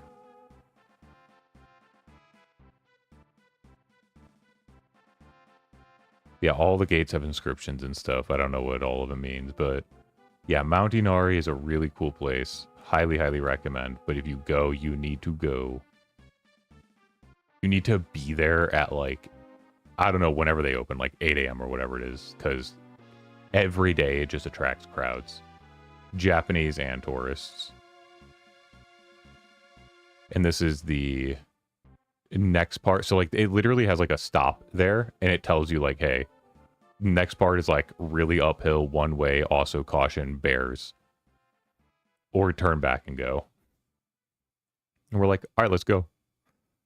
And so we went, and there's this really cool part, very pretty high up, like after that gate, but it's got a bunch of these little shrines, which are super, super cool.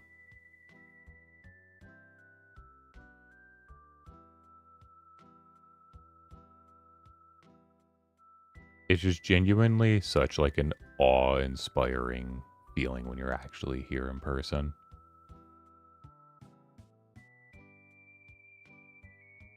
Because like it's so old, and then there's also so much like new stuff. And yes, there's sticker graffiti everywhere in Japan. That's the way they do their graffitis. They just slap stickers on stuff. And I'm like, you sons of bitches.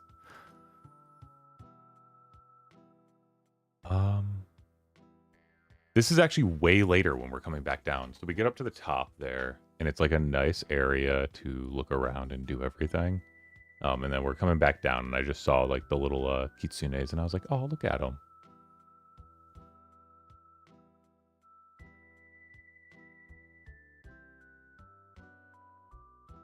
Cheaper than spray cans, easier to remove. Yeah, agreed. It definitely, like, I would take sticker graffiti over spray cans. Lot of shrines. Cool. On the way down, you can like see the mountain range in the distance, and there's a cafe down there if you see the little flag at the bottom left.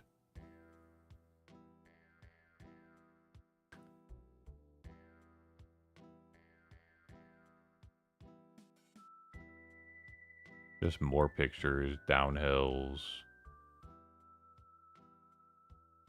This was cool. I don't think I got a picture of it, but to the right there was a oh no, the right part said no pictures. There's a like another cool one, but it was like in a little building, and it had a no picture sign, but it's a like Buddhist area.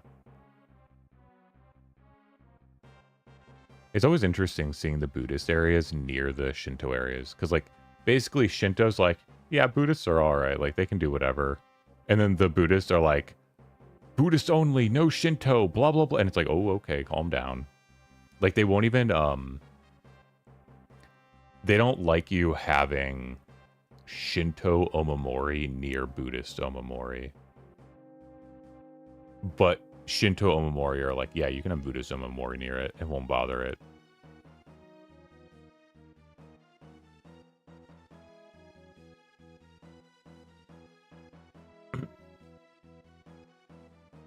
This is Hachire Shrine, which is very similar to Hakure. Any Toho fans, but oh God, let's see if I can zoom in enough to read this. Oh, here we go. I'm zoomed in on my version because I don't think I took a zoomed in shot of it. Oh, I did. Even better. All right. Hachire Shrine. God or Uga no Mita Mano Mikoto. What is that? Uga no Mita Mano Mikoto. Okay. Is enshrined in the center of the Hakakudo, or Octagon Hall. Zodiac animals are arranged towards each direction. You may pray to the animal of the year or to your zodiac animal. To the lucky direction of the year, may the blessing of God be upon you. I don't know if I got a good picture of it. That doesn't look like a good picture of it. But yeah, it literally had all of the... It was like just past where like Guy is. It was all these zodiac animals pointing like in whatever direction towards it and stuff. It was kind of cool.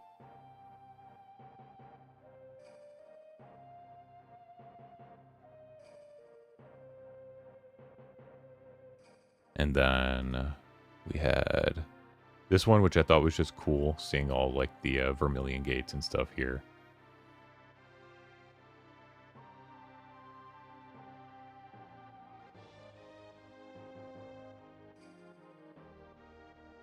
And then just, I love seeing these like special vending machines where they have just like random mascot characters they make up for it, and like the Inari shark and stuff like that.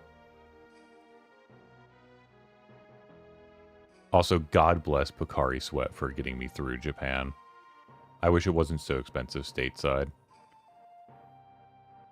You know what? We're going to zoom in on this one because I have a feeling that you guys will appreciate the vending machine more if you can see how cool these are.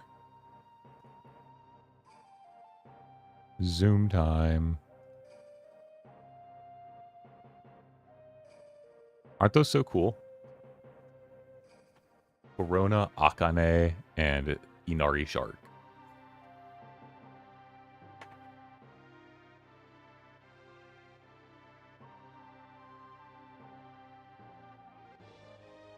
I think that's just way more interesting than how, like, vending machines I've ever seen done. They really love, like, mascots, too. The mascot culture is so cool.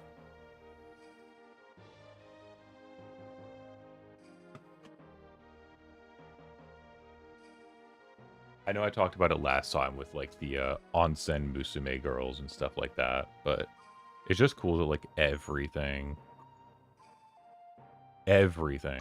has, like, a mascot, and it's super, super cool, and they're very, like, well-designed and everything.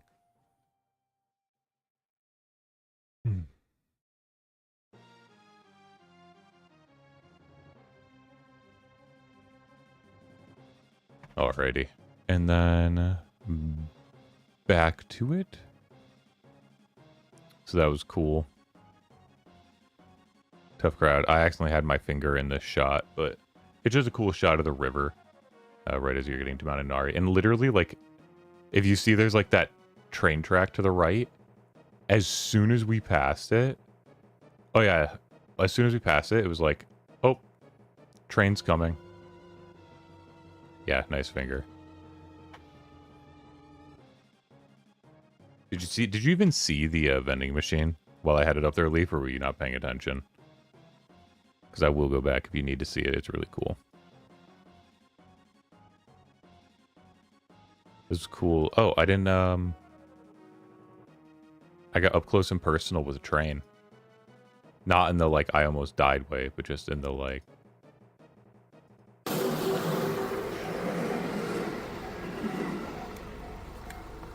It's funny because those gates ended up lifting. Yeah, yeah. The political signage, like while I'm in Inari, I think is just so funny. No missile bases. Tax the rich. The top 5%.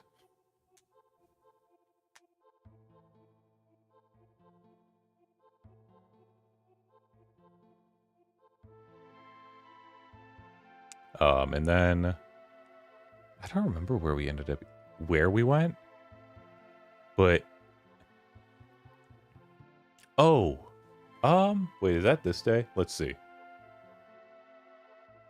Oh, it is this day.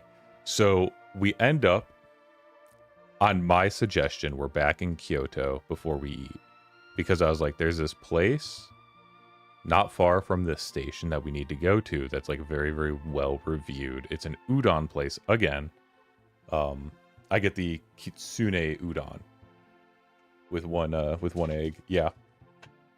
Oh, it was so good. This place is like a legendary, well-revered place. We get in there, no English menu. There's only seating for maybe 15 people. No, not even. There was what our table was 4. There was another table of 4, and then like 4 seats on the yeah. So there was like 12. There was like seating for 12. Gave us the old style spoon where it's like a mini ladle.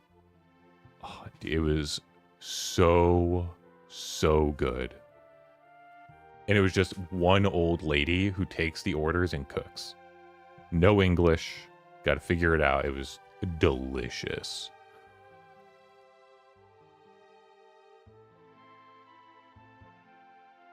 Just amazing. And then we took a bus. I didn't know what we were doing. The rest of our day was like we had plans, they got scrapped. And so we were just kind of winging it this day. So we took a bus to this really cool area. We're walking through a lot of like forest, a lot of uphill. It's a really rough trail. Part of it's through like a graveyard. It's just very interesting. And then we end up like finding this and we're like, oh, okay, we're definitely on the right track now. We were going to some temple. This is a really cool building. And then let's see. I think I have a good picture. Let's see. And then yeah, that one. Really cool picture there.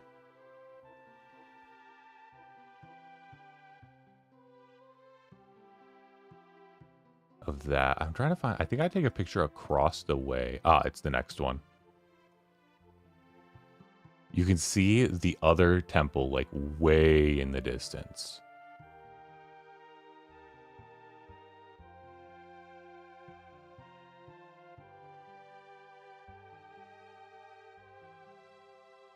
And it's just like some nice flowers and stuff here. That's cool. There's a lot of cool stuff. I like this one because it reminded me of like Inari where we had just been, but it's just like we're in Kyoto now. Right. Just some more pathways and walkways. Very foresty. We ended up coming in through the back way. So like it was really funny. But super cool. I like the I think it's my next shot. So this is where you purify your hands. This is the only one I didn't do. And the only reason for it is I don't have a picture of it here. I might have one from above later. The line was so long, you probably would have been waiting 45 minutes because everyone that was doing it was getting like posing for pictures and doing all the like extra stuff. And there's only 3 of them. And I'm like, okay, I'm okay. Like I'll pass on this one. It's the busiest shrine in either in Kyoto or in Japan. Yeah. Like literally they're all just there like posing for photos and like they're doing it for photo ops and filthy gaijin, bro. I swear to God. This was cool just seeing the like underside of it because it's like up above and that's just the solid construction they have and I was like that's sick. The classic like no screws, just pure wood joists and stuff like that. I was like that's awesome. And then just a cool shot up the mountain a bit. Just I like seeing like the different colored trees and stuff, despite being May. I think I take another picture with it more up. Yeah, I do.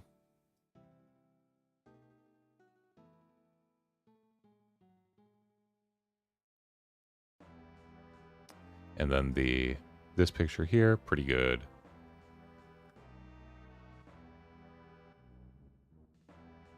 And then you can kind of see Kyoto in the distance here, because we're like on the outskirts.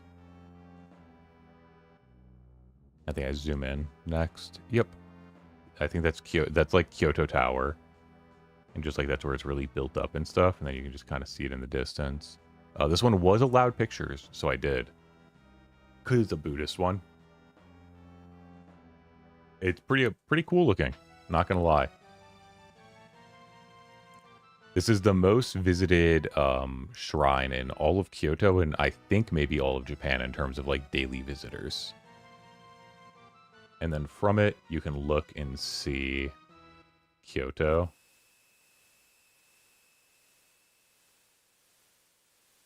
Which you can see some in the distance, and then some trees. Oh no, not just trees. Oh, that's hard to see on here. That the red building I was in, you can actually, or not in, but the red building that we were looking at earlier that I took a picture across from, you can see it from here. Let me see which one this is.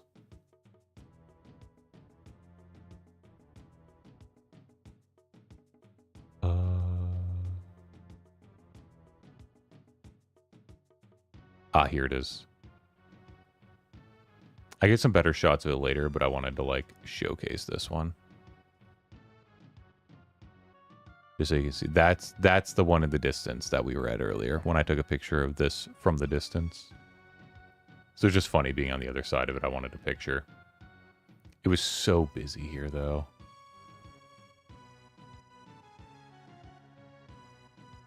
But yeah, so that's oh, there's my zoom in of it, Lamau. See, that is only like a quarter of the line to go cleanse your hands. And weirdly, it's at the bottom, which isn't even the entrance. So, like, I don't know.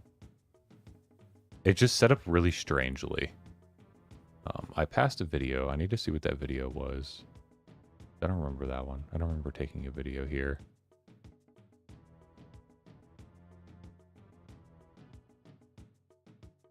Okay, no, that video is just showcases like where I am. Got it. Or where I was, rather. What was it? It was 2. Here it is. It's probably going to be flipped or something, but that's okay. Oh no, it's perfect. And I think I zoom in. Yep. There it is. Just to showcase like how high I was and everything. Like literally. Super high up.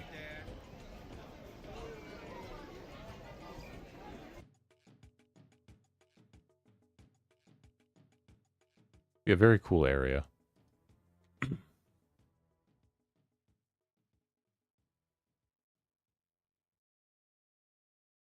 Another zoom in. And then some of the construction of this temple, which is just really cool. I like the corners, the construction of it overall. Really cool looking. This looks over an area we didn't actually... I don't think we went here at all. But it's just like the old-fashioned buildings and stuff like that. I'm like a huge fan of.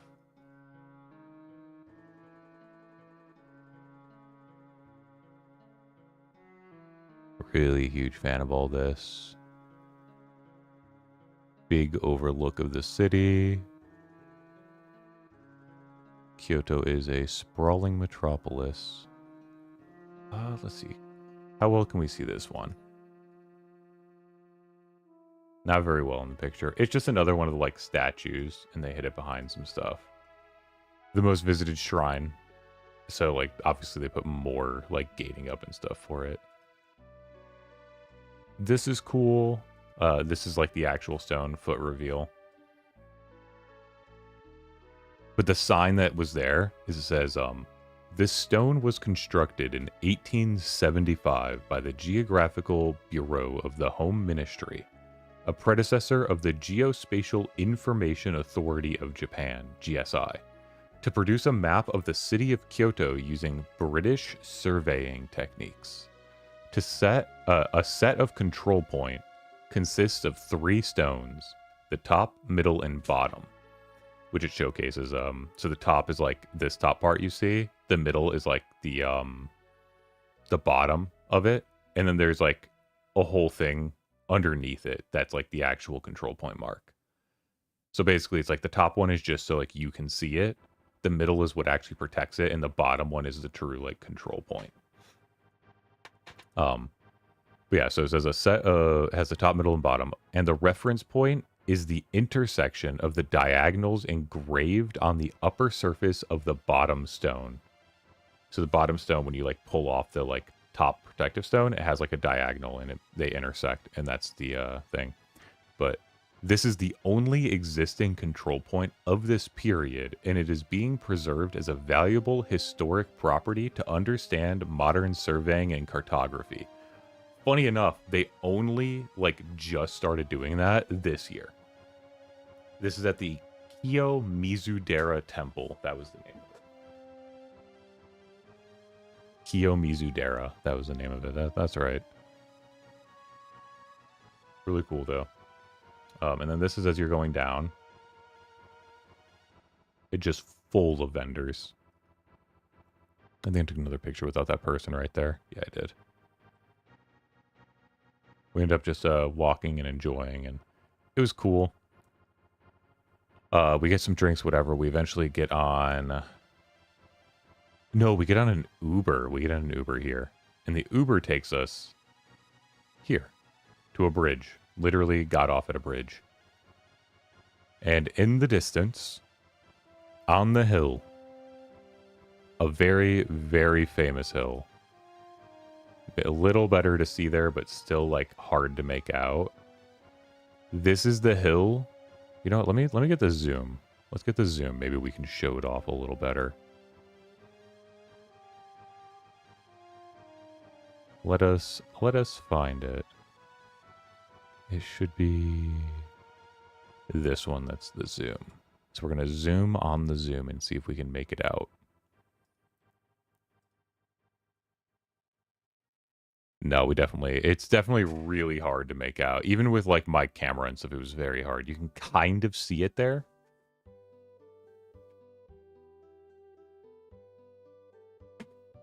But this is the famous hillside where they burn a kanji into it during their yearly festival.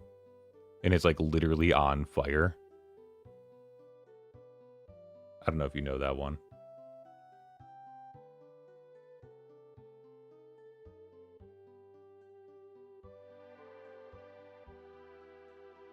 I'm trying to think what series shows that one off that I know.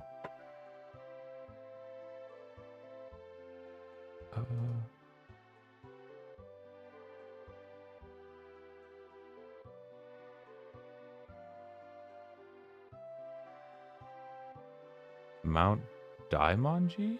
The Great Fire Kanji Mountain in Kyoto. Mount Daimonji. That's the one. Mount Daimonji. Fire. I want to see a picture of it. Yeah.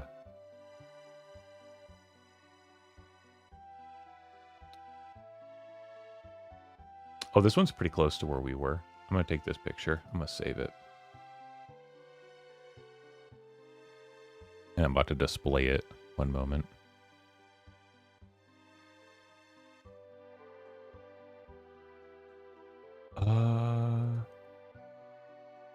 Where the hell did I just put that?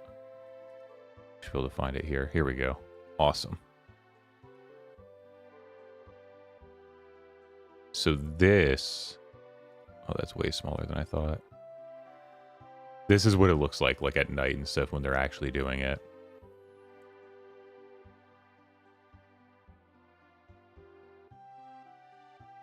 They do it in August, so we were... It's like almost fully healed from the last time they did it at this point. Yeah, it's the Daimonji Fire Festival. There's a lot of pictures of it. It's really, really famous, really cool. Yeah.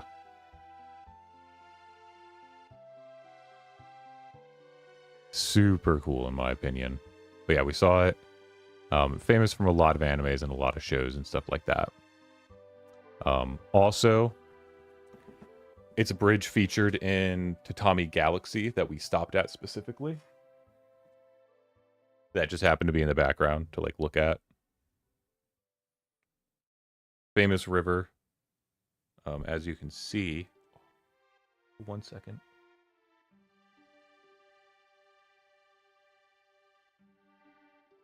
Love me some Hojicha. I overfilled my cup, so I almost spilled it on my hand. Actually, I spilled a little on my hand. I almost spilled it, and that would have been bad. But anyway, yeah. It's a famous river. There's like these concrete things that you can like cross the river with. They're stepping stones and stuff. It's pretty cool. A lot of kids like to play there. A lot of people bring their people there. There's some that look like turtles. Took a picture while I was crossing it. Took 2 pictures. Oh, this is... Yeah. And then a picture of it. There's like these cool little engravings in it. Like in the ground. I don't know what they really are, but they're cool. Like I literally have no idea what their purpose is. Maybe to retain water during low tide? I have no idea. Or like low flow. That way, animals or something can have it. I don't know what the purpose is, but very, like, intentionally put there. Curb the current? Oh, like maybe curb the undercurrent? Oh, I could see that. But then, we decided, while it was about 100 degrees out, that we would go to the Kyoto Imperial Palace grounds. This is the main gate. Well, not the main gate. This is the side gate, but it is one of the main gates. And it is a very, very long walk in this blistering, sweltering sun. This is where I got burned. Because I didn't know we were coming here. I was vastly unprepared and burnt up a little bit. Oh, wait, no. Did I burn at Inari and I sunscreened this day? Yeah, I think I sunscreened this day. I think I burned at Inari to my surprise. Anyway, a lot of walking. We eventually get here, which is no visitors. This is the main gate to the like actual old Imperial Palace. Like no one is ever allowed in there. It's super, super cool. And this is what the road looked like that we were walking on and going down.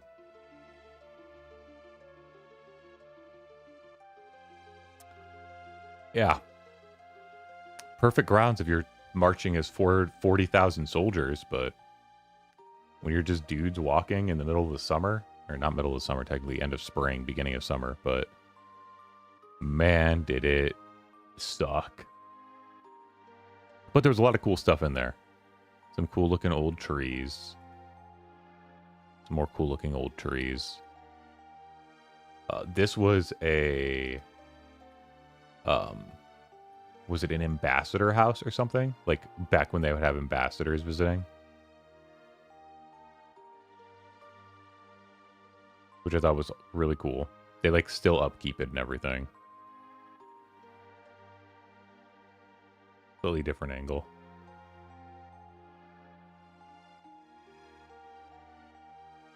There was actually a person in there, I think, maintaining it, and that's why I was like, oh, let me not bother them.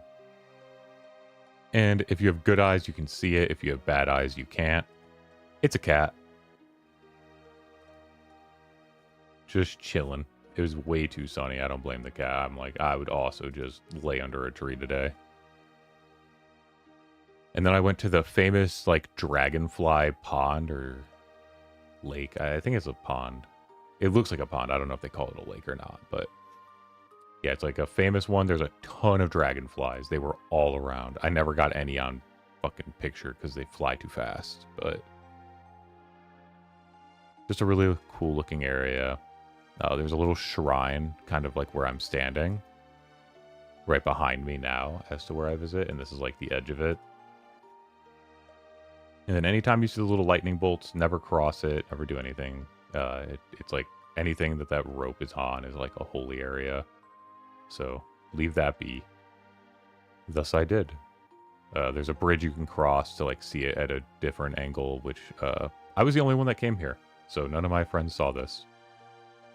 They were all like dying in the sun. I was the only one that brought extra water because it felt hot. So I was the only one hydrated enough to have energy.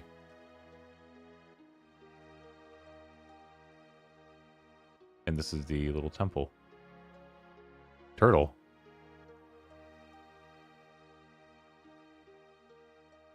Oh, that's why I took that picture. I was like, why did I take that picture? There was a turtle. You were right. Turtle.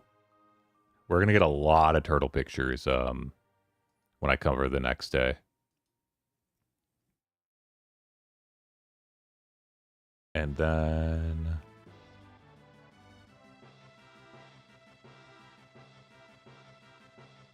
Oh, yeah, that's right. Look at that guy.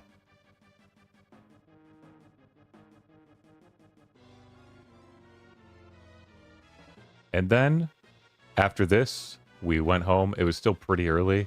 Everyone else was exhausted, so I went with one buddy over to a mall where Epoto Tees was in. And that's where I got my Epoto Tees. And they had these cute little things. You get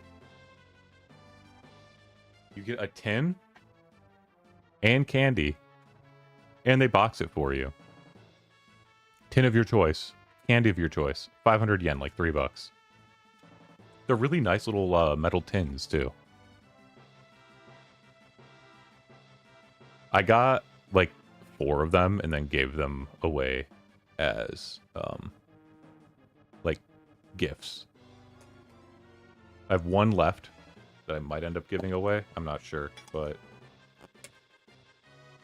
I'll show it on camera. They're nice. Look at it. Just a solid little tin. That's me knocking on it. The inside. Little bag of candy. These are actually, I didn't realize, these are like a Daruma. Which I was like, wow. They don't look like any Daruma I've seen before. Thought they were kind of cool. What do we think, guys? You guys like these? I feel like these were like really good little like gifts to give somebody. I feel like all the designs, if we go back and look at them, like all of the designs are like very like this is Japan kind of. Maybe not all of them, but most of them. You know what I mean? They were like perfect little things to like give as souvenirs to people.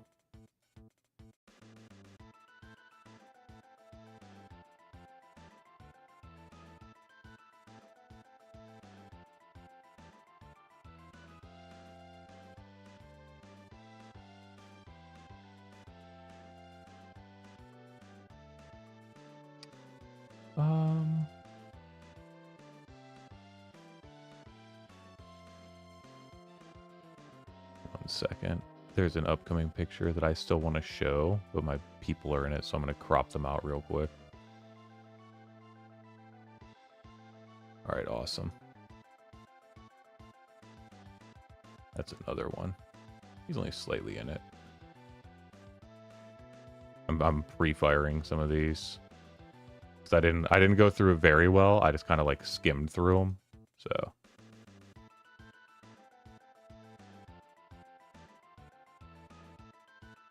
yeah, that one's literally just him. This is cool. We're just staring at this for a minute while I'm checking. That we don't have to worry about it.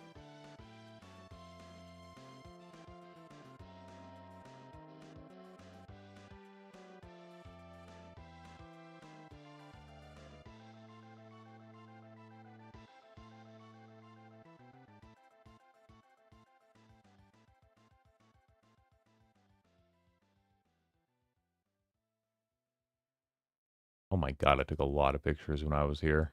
Wow. I thought I took a lot of pictures at the last part of the trip. I took so many here.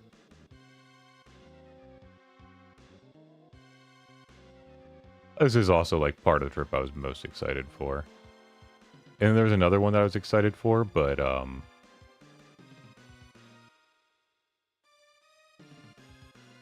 I didn't take many pictures in there because it's like a... We'll get there.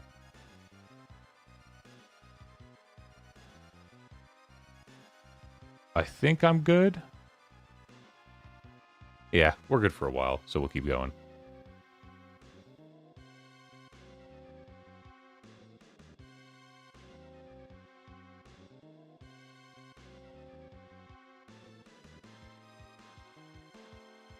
All right. This was just like I was like, oh, cool, a construction crane. You know what I mean? I don't know. Maybe I'm the only one, but like, I think construction crane's kind of cool. So I took a picture of it. This is what we ate that day. This was... There's a lot of them. A lot of them are chains and stuff like that, but basically you go in, there's a kiosk, you put in an order for everything you want, and you pay before you even sit down. And then you sit down with your ticket. Like, someone comes out, grabs your ticket, gives you your drink if you have a drink. And then once the food's done, they come, like, deliver it to your table. Or not even table, like, just spot. You just sit. It's all, like, bar seating. But obviously, like, no bartender. They're just bars against the wall. But yeah, really good. Very, very, very, very cheap. I think this whole meal right here cost me, like, $6 or $7. The miso soup, the tofu block, the rice, and then the meal itself were all together for like $5. And then I was like, get me a rolled omelet, and that was like an extra $1, basically. Converted, of course, but quality food for scrap prices. Yeah, it's insane. The food is so cheap in Japan. Like, we would go to fancy restaurants. We would all eat. We'd get alcohol, like beers. We'd be chilling. It'd be a great time. Come time to pay, and it's like $20 per person, and we've all had like 2-3 beers or some alcohol, and like gorged ourselves on food insides, and like can't even move from how full we are. And sometimes cheaper than that, to be honest. But yeah, just like a regular meal. You're like, yeah, okay, $6. Okay. This next one, I didn't take a picture of it, which I'm kind of sad about. I did this just for translation purposes. When I was buying my teas, there was a Castella cake place, and one of my buddies really loves Castella cakes. So I went, bought him one, brought it back for him. He was really, really thankful. We ate the cake. Holy fuck. That Castella cake was phenomenal. I couldn't believe how good it tasted. So I looked up like the company that I bought it from or whatever, and it's like they're called one of the big threes for Castella cake. And as far as like their variety goes, I think they were the Hiroshima kind. They're considered the best in the entire country. And I'm like, oh yeah, okay, that makes sense.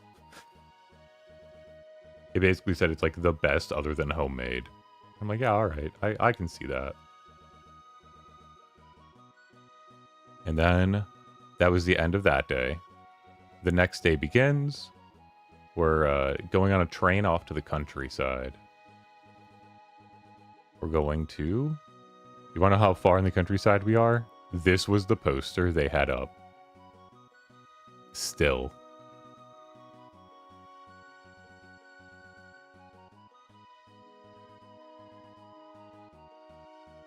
They had a Kaiju number 8 poster, but I don't even know how old this one was. It was season 1 of Kaiju number 8.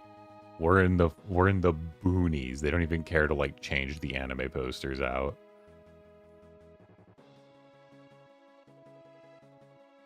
And this is what it looks like. This is Asuka. This is the place that was the original capital of Japan, as far as we know today. Archaeological digs may show one that was before it, but as far as we know now, this is the oldest. Yeah, season 1 released in 2020. Yeah, so that poster has been in that spot for at least a year, probably year and a half. When we got there, somewhere in there. It's probably still there too.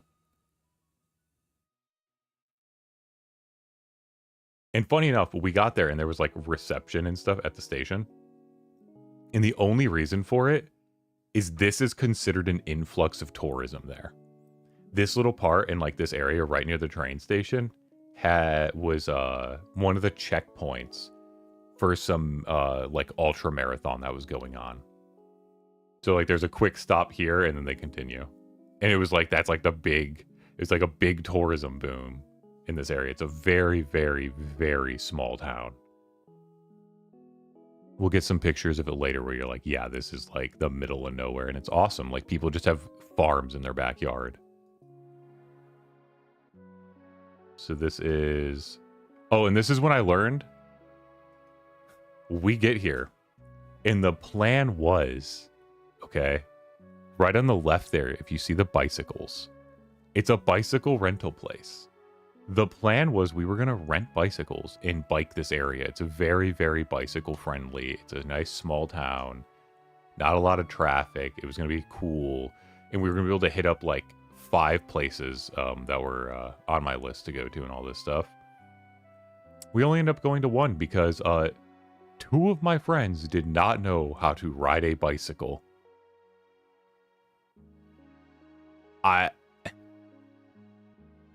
I couldn't even, like, we were like, we'll get you an e-bike if you just, like, don't know how to pedal. And he was like, oh, no, like, I can't even balance on it. Like, even he can't balance on a moving bike. Like, I'm like, dude, they had an e-bike. Like, we would have just got him the electric one. It would not have been that bad. But yeah, so it totally ruined this day. We literally didn't know till we got here. So it sucked, but... Or maybe it was the night before that we learned. But it was something like, we were like, what the fuck do you mean you don't know how to ride a bike? But yeah, so we just retooled our itinerary. I don't even know. Oh yeah, I like the mountains in the distance. That's me. I just love that kind of stuff. So this is really cool. So this is what I was here for. It's on the vending machine. Love these vending machines. The triple vending machine to create a picture. I was like, that's sick. But yeah, so this is what I'm here for, this big rock thing. We'll get there in a minute because we'll be there. Yep. Just some pictures of Osaka. It's just cool being in the small town. It's a nice little area. Like literally I'm getting away from the station and you're already like, oh yeah, this is small town. Like 10 feet away. This is a dude's house while we're just walking. Just a very well-maintained tree. Just really cool. Big property. This is the one that I trimmed a little because my buddies were in it, but like just small little like garden farm with some greenhouses. That's just kind of the area we're in. Another like really nice house. Like people still like do well maintaining their houses and stuff. It's not like a dilapidated town. It's just a small town. Where? That's how you know we're in a banger area. But yeah, it's like this. I would love to like live in this house. This is so cool. And this is like you can kind of see through the gate. Very well maintained, like garden and everything. Like you can tell this guy just likes being outside. These they have a lot of these running through the town, but they're all like you can see them eventually. They all just get used for like irrigation purposes and stuff. A lot of farmland out here. Where? All right. More farmland. It's a lot of farmland. Giant garden, that'd be hella expensive in any other country. Honestly, yeah, probably. But you're also living in like an area where there's a ton of farmers and stuff that'll probably help you. Further down, just some like, I don't know, partially dilapidated buildings. It's just cool looking. Really, really big fan. I like the way that everything in the distance looks. Really like this area. Okay, the little sirens are actually annoying me now. There's only 20 more seconds left, but I just couldn't bother with it anymore. Just really, really, like, beautiful. Like, you see, like, oh, there's a bunch of people, and then it's, like, nothing for a while. This was the first stop on the way. There was a lady here in Japanese explaining to, like, these other ladies that were, like, doing a walking tour what this was. But basically, this is, like, a special turtle rock. It's kind of cool. Finding any more lore than that is, like, really hard. This is a very small area, not a lot of stuff like that. You can see some, like, steam in the distance, just cool landscapes. A lot of farmland, but still, like, thick forests, like, patterned in between. It's just a nice looking area like any other. Oop, I forgot to, there we are. It's a really nice looking area like any other. Love that. A lot of dirt road. You can see a K-truck in the wild, like, being used how it's supposed to. And then, one of the attractions on the way. This is the Demon's Toilet. I'll explain in a moment. But this rock, it's called the Demon's Toilet. Absolutely ancient. Like, literally, like, 20,000 years ancient. Yeah, literally the shitter. Not even joking. This is what it looks like on the other side from it. It's just, like, right there in town. It's just cool. Oh. Ah, here we are. Oh, right, I took 2 pictures. I was like, why did my pictures disappear? I had to clear some. This is the Demon's Cutting Board. It's not far from it. But yeah, this is the Demon's Cutting Board. A pretty much flat piece of giant rock that was carved out 20-something thousand years ago. Or 20,000 years ago or some shit. It's like, it's crazy. It's like ancient megalithic stuff. You can kind of translate that and it'll explain it. Maybe 5,000. I don't know. I don't remember how long. Oh, this was just a cool shot. So back to this. So this is the Demon Cutting Board. Where, so basically it was said if you were found wandering in this region, the demons would kidnap you, they would cut you up on the cutting board, they would eat you, and then when they were done, they would go over to the demon toilet and shit you out. Not joking. Like, that's literally the myth there. You would just get shit out. And then we got this. Just a cool winding road. yeah, literally, like, that's just the truth of the myth there. Nice little, like, random roadside shrine. And then, this was the first one I saw, like, a vehicle junkyard. This is, like, the only one I saw in the entirety of Japan.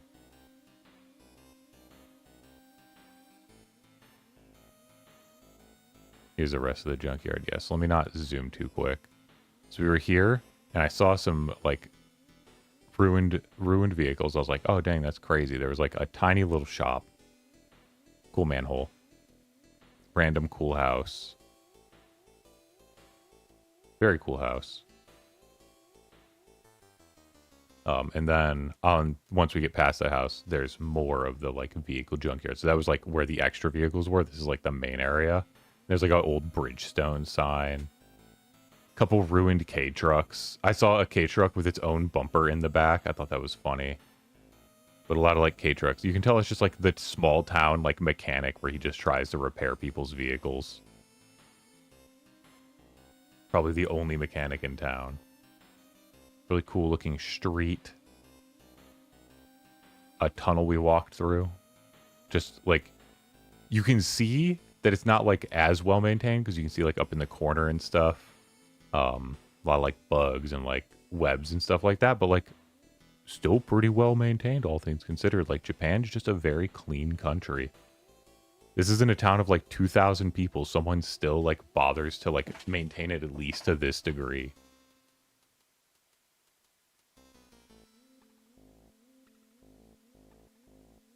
And then another cool, like, Buddhist thing. And then I saw this. Instead of scarecrows, they fly hawk kites. And you can see, like, the boot prints from him, like, checking the rice recently. But, yeah, instead of scarecrows, they fly these hawk kites. Yeah. I was like, that's so, like, smart. No birds mess around at all around these areas.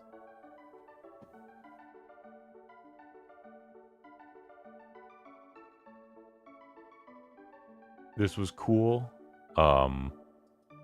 It's like a dilapidated temple, but I don't know if maybe the tree that's inside it is like holy or not, or if that just happened because no one took care of it.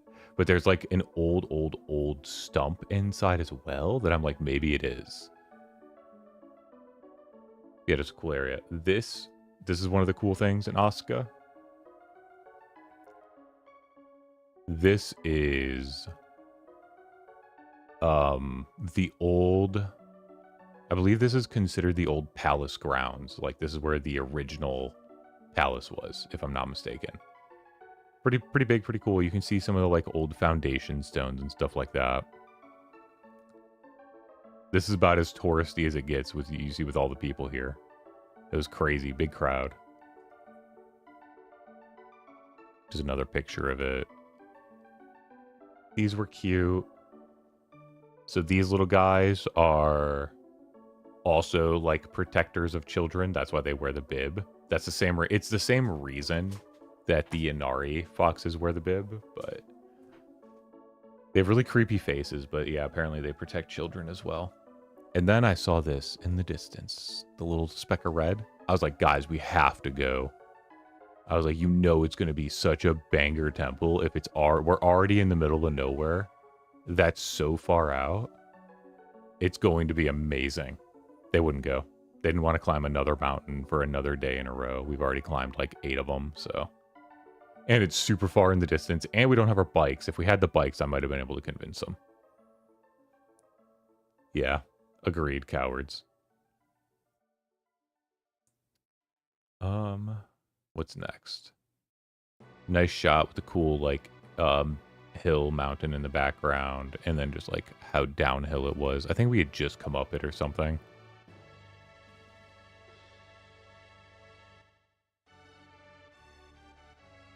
There's some cool rocks. Some cool stuff while we're, like, walking around. Now we get into, like, another, like, downtown area, quote-unquote, where they're, like, parking 50 meters that way, and it fits, like, 6 cars. You can see one of them in there. I don't know what the statue was, and then, like, it's small town, so, like, the buildings don't actually last. You can see that, like, there's no one in there. Very clearly abandoned. It was probably some, like, government was like, we're going to renovate the town, we're going to bring business in. It never works. But now we get to where I really wanted to go. This is the other tourist attraction. Probably the main tourist attraction of Asuka. Absolutely the reason I wanted to go here. Have you been to a ghost town? Yeah, I have. They're super cool. I've also just been to small towns where just like stuff sits empty for decades. So those on the left are the stones. I don't know if I pre-fired these, so let me check real quick. Are those people that I care about? No, those are randoms. Okay, cool, we're good. So this is the structure. It's like an old tomb. It's built out of these gigantic stones. This is what shows like how old Asuka is. You know, at first I didn't like it, but I feel like it almost fits what we're looking at. So we have this, this is what the tomb looks like. You're allowed to go in it. This is what it looks like from the inside.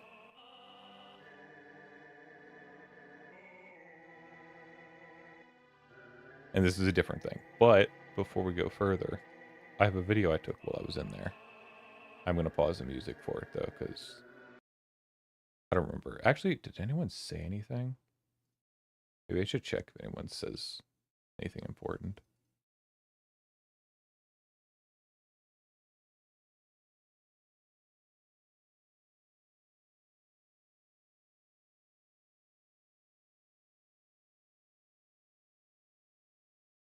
No, that one's good. Okay, cool.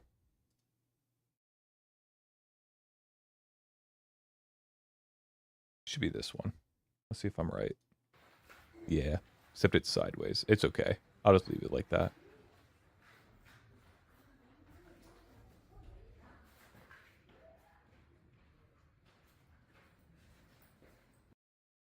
It was just inside a little video showcasing how large it was.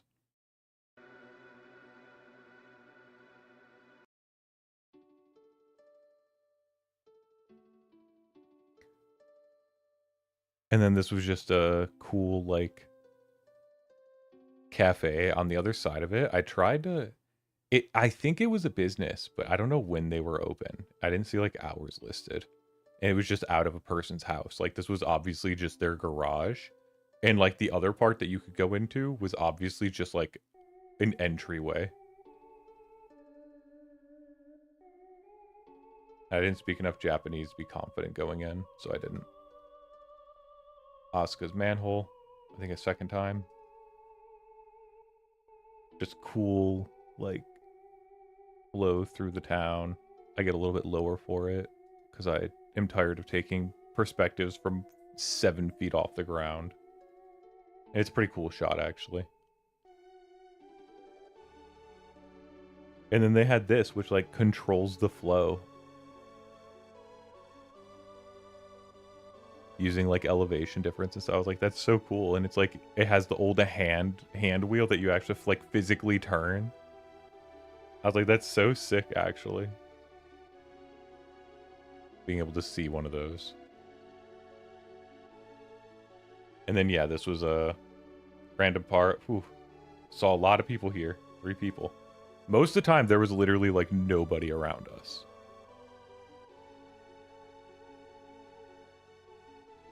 Then we were just walking through and I saw this shrine, which is cool.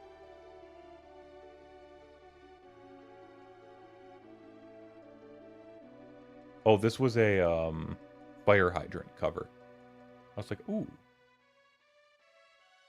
And then we're walking and there's this like mountain trail we're going to take. It's like a small one. And we're like, okay, we can deal with a small one. It was bigger than we thought, but this is on the way there. I just thought it was a nice view. And then on the way there, we stop at this confectionery shop. Let me tell you, the strawberry daifuku at this random small town confectionery shop, literally run by a mom, her husband, like, was in the back, and then her daughter. And, like, her and her daughter came out to greet us when we came in, and we bought some stuff and all that. And literally to die for. The strawberry daifuku was so insanely good. And I don't think they'd ever seen, like, gaijin before at that store. Like, I think we were probably some of the first foreigners to ever step foot in there. I checked, like, the Google reviews and stuff, and they were all Japanese. There was, like, 7 of them. There was like 20 ratings, and it was, like, 7 reviews, and they were all just pure Japanese. I'm like, yeah. Amazing, though. They had these the only reason we stopped in, if you can kind of see it in the background here, there was a popsicle thing, and I was like, guys, I need a popsicle. I'm hot. I'm like, I'm going in. And I'm like, if anyone wants, we'll come. And so I go in there. There was they made dango on site for one of my buddies. I had 2 of the popsicles. They were amazing. The strawberry daifuku was god amazing. And the popsicles were like the cognac jelly. The splitting popsicles. No. They were the cognac jelly popsicles. And they had, like, actual fruit. Probably picked fresh, like, in the area. Like, on the bottom. It was... I couldn't even explain it. They were so good, though. But it being the jelly was really cool, so I didn't have to worry so much about it melting. There's, like, almost more gelatin than just pure popsicle, but on a stick.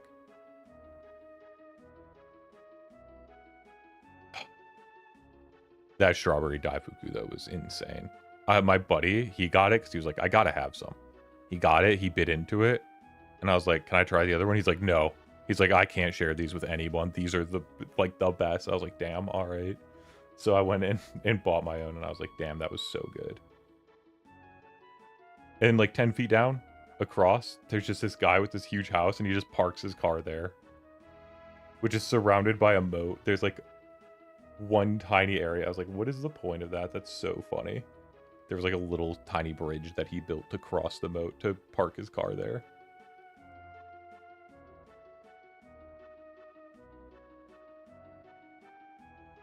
And then just like, dude, the people here just care so much about like appearance of their like gardens and stuff. It's so nice. It's just really pretty to walk around. Then we ended up going to the Askadera temple.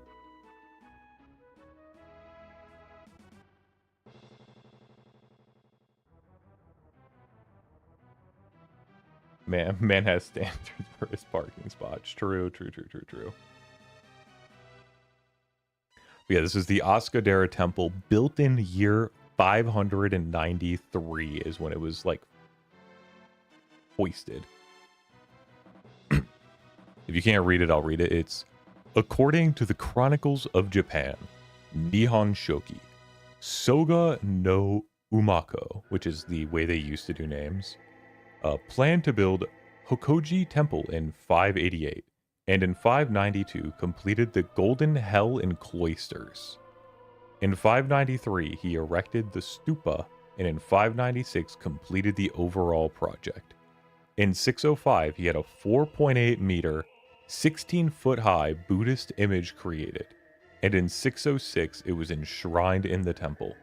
This is the oldest authentic Buddhist temple in Japan. It is recorded that many architects and carpenters were brought to Japan from the Korean peninsula for its construction. The temple played a central role throughout the Asuka period during the Taika reform, such as in conducting of prayers in the health of the emperor, but it was lost to fire in 1196 and never rebuilt. Of the relics of the Hokoji Temple, also known as the Gangoji Temple, and the 4.8 high gilt bronze Buddha statue is still preserved, an important cultural property said to be the work of sculptor Toribushi. Ongoing excavations at the site began in 1956, and the remains of 3 golden halls centered around the stupa were found, along with a lecture hall in the north and the middle and southern gates in the south.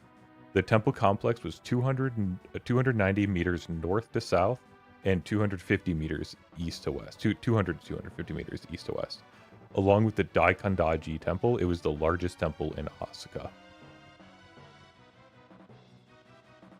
So really cool temple. Pretty much just remains left of it. Like there was like some excavation and stuff going on, but not really much to see. It was a cool little spot. And then a cool little alleyway. And then not far from it was the other temple that was like still functioning to this day, which was really cool. They had this to cleanse your hands. They had some like zodiac animals here, which was cool, like some ancient paintings of zodiac animals. Or probably reproductions of them because they're like not being preserved, but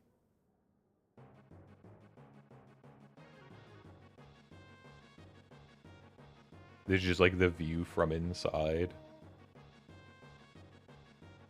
And then there's this little thing you can go up and you're allowed to ring the bell. So I did. It was pretty cool, not gonna lie.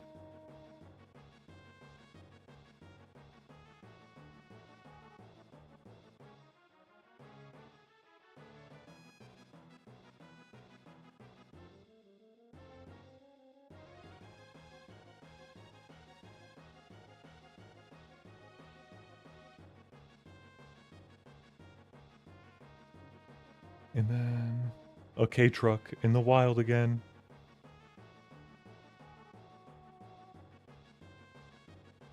This is I'm not sure symbolically or literally, but it is the site of some demon's decapitated head. And this is like the seal holding it down, basically. Which was awesome to see. Then we had a nice view. some heron, and then he flies off. Bye-bye. And then we're going through. I think this is right before we climb the mountain. I think this is at the base of it. Because behind me, there was this little, like, house, and they were selling these little clay figures out of them, and I bought one as a souvenir for someone. It was really cool. I actually kind of wish I bought one for myself. They were like reproductions of these like ancient ones that are ancient to Japan that they make themselves there. It was really cool. They were like a buck. They were 200 yen. They were effectively a dollar. Have you seen it? I do know about the giant catfish under Japan that causes earthquakes, but I didn't see anything of like the sites or anything. I don't know where that would be. Probably in the like Kanto region somewhere, or Kyoto maybe. Yeah, this is more of it. I like the way they do this, where they build, like they have these like trees and vines and stuff grow, and then they like tailor them to create these shaded areas. I'm like, that's so cool. Yeah, so this is as we climb. Like, despite being a small town of only like 2,000 people, that's this area. Just past it is, I guess, a larger city around there. But I was like, wow. Still a lot of people. I forget the name of it, but there's like a bigger train station there and everything too. Like, just this chunk we were in is the small town, and then it like, I mean, it's still not like huge, but it's built up a lot better over there.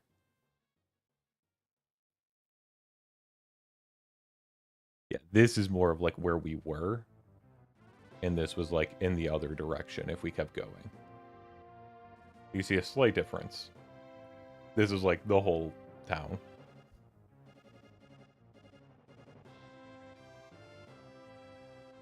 And this was like a special trail, and there was a group of people walking it. Funny enough, the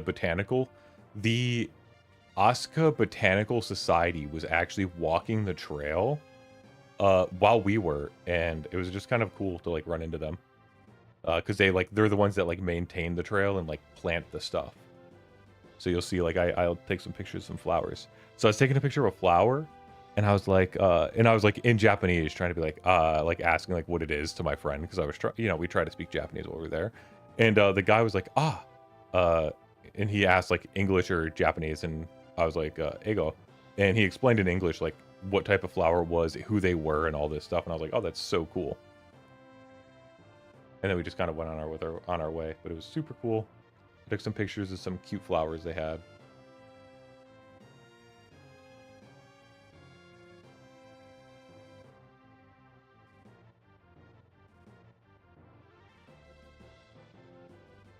I don't know which shot of this flower I like better. I think this one, because you can see some of the darker shades of the purple. But this one where it's almost more lavendery, still kind of nice. And this is, as we're heading down a little bit more, just a cool little pond they had. What's this one? Oh, some more flowers. I think it's, yeah, I get closer to them. Went too fast.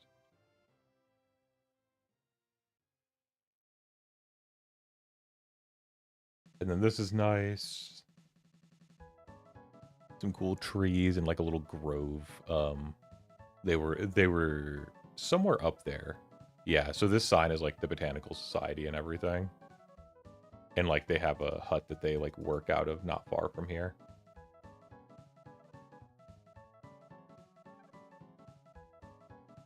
Oh, hey, cameo of my finger again because I didn't pay attention.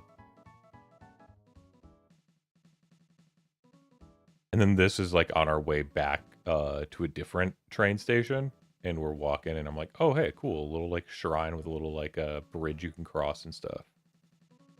And there's koi in the pond. I was like, oh hey, koi. So I thought that was pretty cool. It's hard to see him here, but there's like a really big dark one at the like upper middle part. He was cool. Fee. Yeah, Fee. And then me just, this was at a different temple, actually further down, which was really cool. This one allowed pictures, so I was like, fuck yeah. I didn't take a picture of the left because it was like someone was like working and stuff, and I was like, I don't want to bother them. But it's funny, you can see the like foldable chairs and stuff because I guess they do events and stuff here sometimes. But yeah, I thought that was pretty funny, pretty cool. And then these were just like the most vibrantly colored fucking flowers I've seen in my life. This, honestly, this is not even as vibrant as they actually were in real life. They were so vibrant. It was crazy.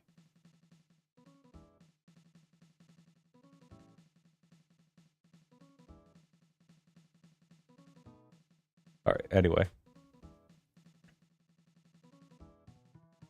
When here, there's a cool, really big pond that we were walking around. You have some of those growing around you? Oh, these? Yeah, I love these. I don't even know what they are, but they're so vibrant. Yeah, turtle. Look how many turtles there are. Holy shit. This is just what was like here. Like look at them. But someone pissed off the big one. Look at the big boy. I don't know if you know enough about turtles to tell me what that big boy is, but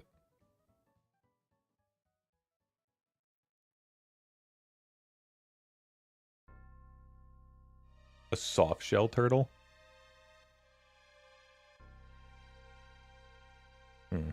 Okay. Are they as are they as mean and angry as they look? Or does he just look that way because he's like mogging the other ones? But he looks angry and mean.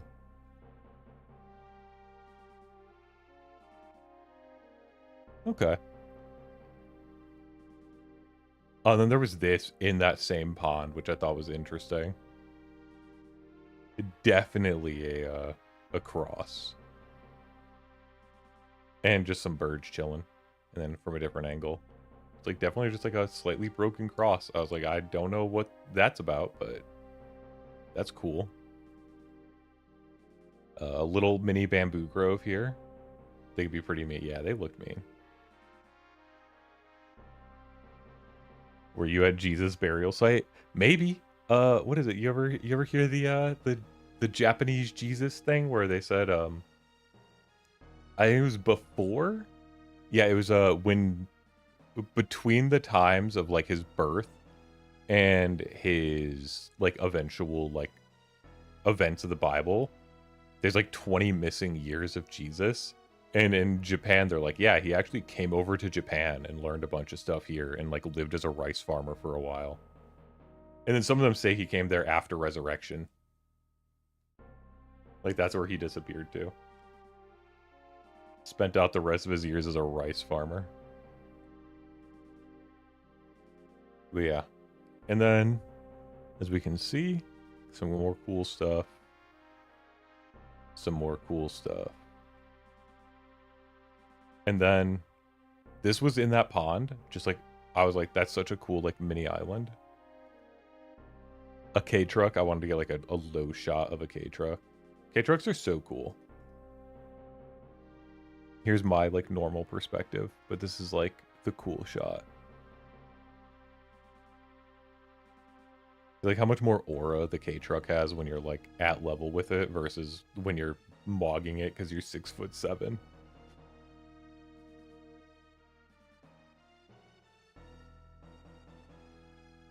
Yeah, cool area. Yakult is really good. They're like these little mini yogurt drinks. And they're delicious. They're like probiotics, whatever. So sad this little Yakult store was closed when we walked by. My buddy's a huge fan. We were like, we gotta go in. If there's like Yakult merch, we have to step foot. You have a store selling Yakult around there? Sick. My Asian market sells it. I love that stuff. But even like small town, fucking middle of nowhere boonies, Japan, there's a Yakult store. You know what I mean? in like delivery trucks to probably go to like the handful of kombinis. Because we're getting into like the bigger city and out of Osaka at this point, where the new train station is. It's really tasty, I'm not gonna lie. I thought this was funny. It was like their watch for kids sign. I just like the way that it was drawn. I was like, that's so good. And then I forgot to take a picture of my food before I ate like a quarter of it. But I had some oh my god, why is the name escaping me? Oyakodon. I had some Oyakodon. It was really good. I was chugging water too. And then on the way back, we were at a different part of Kyoto Station and it had this cool thing. Like an old wagon wheel. I was like, that's sick. And then back in Daimaru, with everybody, which is the mall where I went to like Ippodo and all that. Dude, these desserts, they taste better than they look. All of them. My buddy bought one of the Mont Blancs here and devoured it. Even though it was like half mush by the time he got to it, because we didn't end up going straight home. I bought this on my own, just for fun. Which you're like, looks alright. Dude, that's the inside. It was so good. And they taste so clean, because they taste like real ingredients. Like, they don't taste like sugar and preservatives. And we got hungry kind of late this night, so we actually went out for once. Like, out at night. Because we wanted to stop at a gyoza shop. So this is... Hi, Tosato. Guess who's driving? Hi, Yoshi. You missed a ton of stuff. But, how you doing? Hope you're doing well. Yeah, this is a night in Kyoto. Pretty nice looking. But this is what we had. We had gyoza. Oh my god, this gyoza was so... It was just a gyoza place. All they served was gyoza. They had, like, different sides you could get, different amounts of gyoza you could get. I went to town. I hogged out. Oh, no, it's alright, Yoshi. You can always pretend that you watched the VOD and lie about it to me and tell me, like, yeah, that was my favorite part. You missed Asuka, which is unfortunate. Asuka was really, really cool. This is back in Kyoto. This is, I believe, our last night in Kyoto. No. Second to last night. We still have Issei. What is Maltashin? Maltashin? What is that? Is that your guys' version of, like, gyoza? Or, like, pot stickers, as we call them here sometimes? Dude, these were so good, though. They had special, like, gyoza dipping sauce and soy sauce, and they were like, you can mix some, you can try both of them on their own, try them without any, and I was like, yeah, this was so good.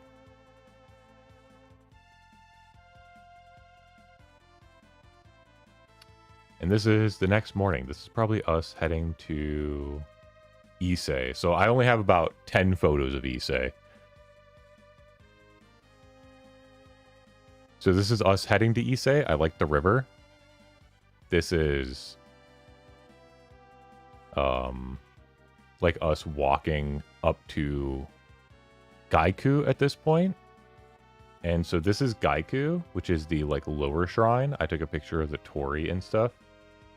I take like no pictures inside. And then this is later at Naiku. So I'm already one shrine deep. We're like 3 hours into the day. Or into the area. And this is Naiku, which is the inner shrine. And this is the area. Once you cross this river, you're in Naiku. And you have to like go cleanse your hands. And so cleansed my hands. And then there was a special like river to cleanse the hands. And that's like, it's this river. Super cool. I took 0 pictures. And this was one of my favorite days. I was really, really into it. It was very... I could feel it. I could feel it in me, like how holy and how spiritual this area was. It was genuinely amazing. And then on the way out of Naiku, there was a horse in this cool stable. Uma. But I did a lot while I was here in Issei. Like, this is where I got my Goshuin. This is where I bought a bunch of, like, Omamori. Had a great time. Saw a bunch of stuff. The Gradient. Oh, yeah. Yeah, this horse is like a special horse. They always like have like a special couple horses or something at Naiku for carrying stuff and all of that. It's like basically their only duty. It's super cool. No flash photography allowed. This was one of the few spots where photography was allowed. Most places it was explicitly forbidden. So I didn't. I went to a lot of shrines, spent a lot of money tossing coins in the boxes and praying and just having a good time. Honestly. Really, really enjoyed Issei. And then, oh, I took a second picture of the horse. Look at that. Look at that. You talk about that gradient. Look at that gradient on the nose.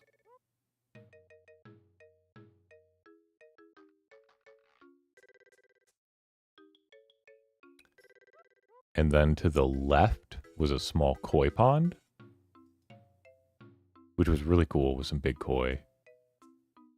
And then on the way out, this was just a cool shot. I tried to get it right as the wind picked up to get the whole flag, but I figured this was pretty good. Just a great shot. You know what I mean? And then once you get outside of Naiku and kind of outside the area, there's a really famous street here. They've got a ton of stuff. Like a fuck ton of stuff here. All different kinds of stores, street stalls, I mean, food, like just all this stuff. I don't even know if I took any pictures inside here. I think I took a couple more. Yeah, so I took another picture. And I took no other pictures while I was here. Very unfortunately, this is where I eat my oysters, grilled oysters. And I eat the first one. And I'm not going to lie, this was my fault. My body immediately told me, like, stop eating these. Like, something's wrong. Or I wanted to, like, spit out or, like, puke up the one that I ate. It was like, I could taste something wrong. Now, don't get me wrong, I've never had oysters before, but it literally tasted like the ocean. Like, it didn't taste like anything except just pure ocean water. Yeah, this is where I ate the oysters and got sick later. So I eat the oysters at the, here, and I'm like 99% sure the oysters are what got me sick. Because I felt good after like a day after I threw up and everything. Yeah, this was a cool street. There was a lot of stuff to look at. I went to a place, I picked up some tea. I think I showcased that one. I don't know where I put it, though. Ah, here it is.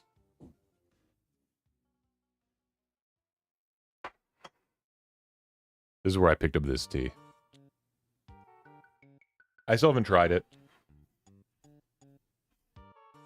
I'm pretty sure it's just a sencha, but it's Issei instead of ube.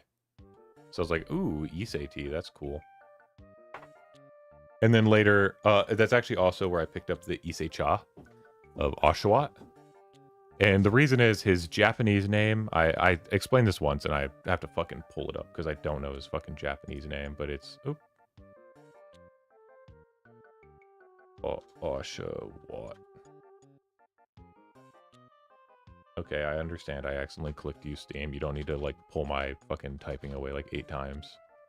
Oshawott Japanese name. Where... It's Miju Maru. And the, like, Issei region, one of the readings is something, like, very similar to Miju. Or, like, Niju or something like that. And so that's that's the reason that they use him as like an Issei mascot all over. I haven't tried any of these Issei chas though.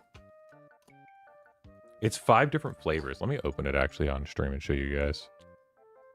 I've been waiting for an opportunity. So this is the Oshawott teas. They're single sessions. I've got like the normal. This is, I think, the sencha or maybe the matcha. This one is probably hojicha, or this one's hojicha. Oh, wait. And this one says wakocha. I don't know what that's about. All these are like grown in, all these are tea plants grown in Issei. Look at all the little Oshawott faces. Aren't they so cute? Look at them. Oshawott.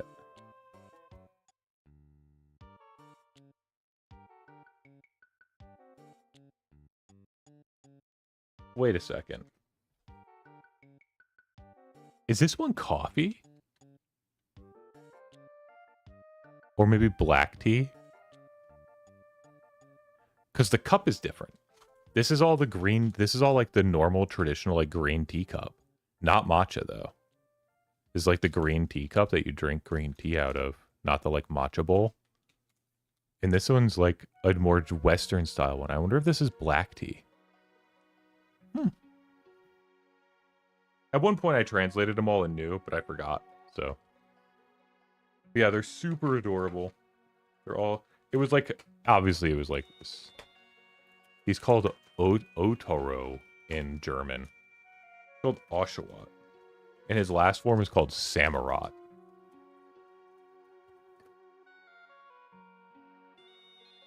Look at that guy.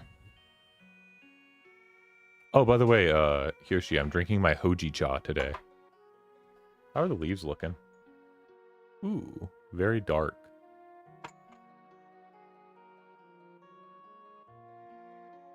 We get that up temperature. I'm gonna make another cup actually. All right, where were we? We were walking down. Oh, and then yeah. So we had a lot of time. We were walking around doing a lot of fun stuff and all that. We had like 2 hours to kill. I ate a bunch of food, had a bunch of stuff, but we end up going to a spot for some tempura udon again. And this is I think it's a lotus root and a shrimp that I had in here with a cold noodle style this time. Pretty good, pretty good. Udon is good. I like it. This I thought was funny. As we were walking up the stairs to someplace. And then so like this was like a snack basically. And then like later in the day we go to an actual restaurant and this is what I eat. It was good as hell. This was really good.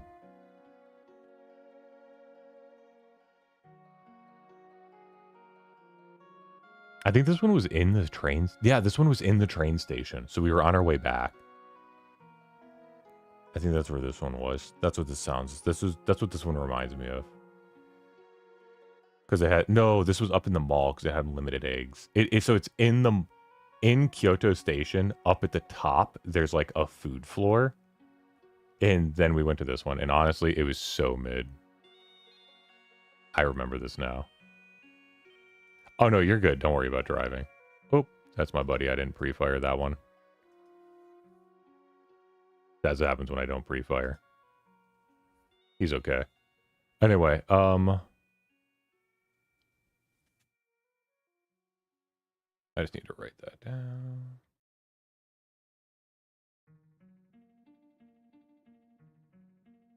All right.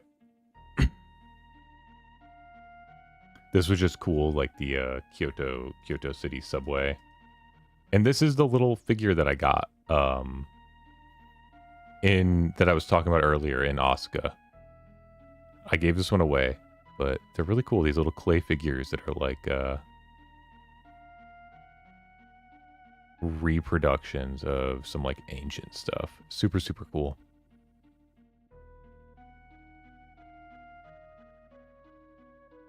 And then the train we were taking to the Osaka airport to fly domestically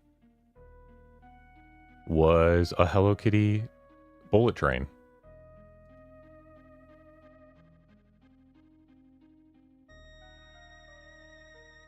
I tried to make sure I got at least a shot of it. Because I don't remember where the hell we were riding in it. But we were like, let's make sure we get a shot.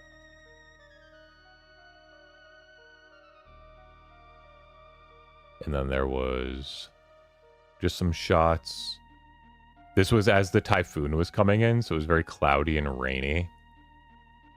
But like not too bad. It was like the edge of the typhoon, so it didn't even like delay our flight. But I thought this was cool. This was in the airport, just having like these paper lanterns and stuff. Like that's so sick. Wow, why are all... Oh, yeah.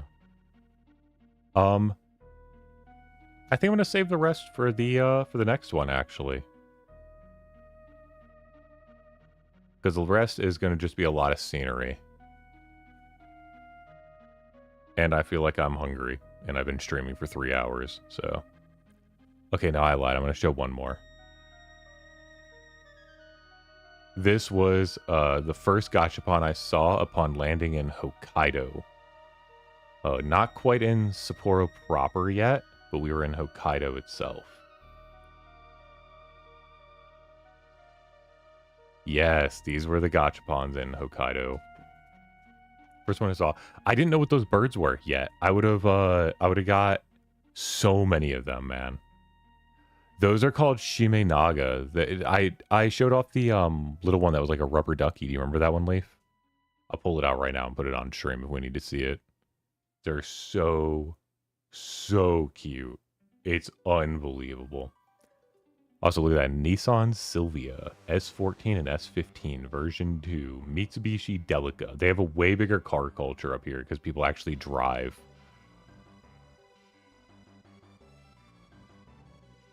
It's not the same as like the Tokyo one, but there's like people actually drive up here. The Colby Noodles was funny, or Calbee, sorry. Calbee Noodles was funny.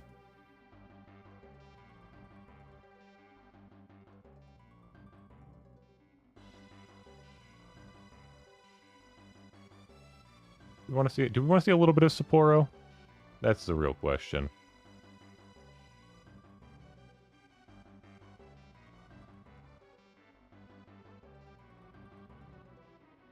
I don't think so.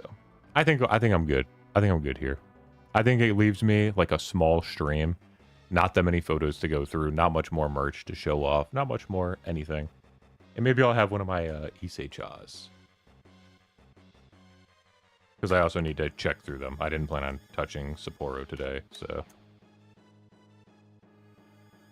Because God knows I might have taken a picture of myself naked at the onsen or something. Oh, also, I 100% was in all, like, the public baths that we had, like, every single night that we had them.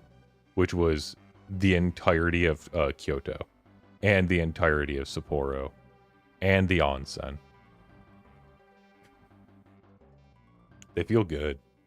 The water's, like, the perfect warmth there.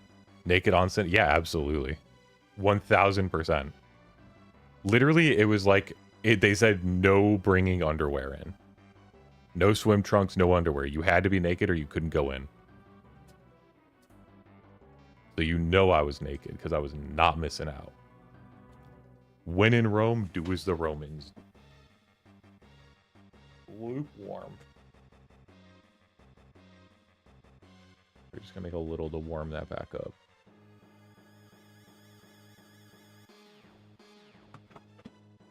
Let me see if I have anything interesting to show off that we haven't talked about yet. Ooh. That wasn't from Sapporo. Oh, I can show this guy off.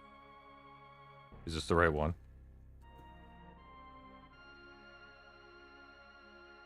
Yeah, it is.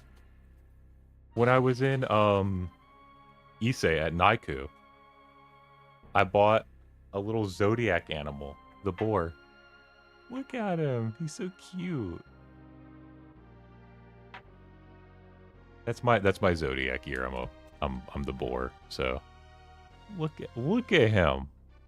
It's so adorable.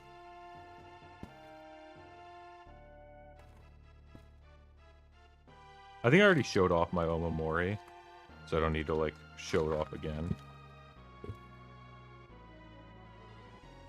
What's in this one? Ah, this one's for later. That one's at the onsen. That one's in Lake Toya. Nope. Everything else that I haven't shown off really is in the Sapporo Lake. I was also a little more free with my spending come Sapporo because I was like, you know, like I was saving because I didn't want to like blow my budget while I was in Tokyo. And then Kyoto, I didn't end up buying much except my tea. So I was like, I was in Sapporo. It's near the end of the trip. I'm like, you know what? I'll just buy some stuff if I want to.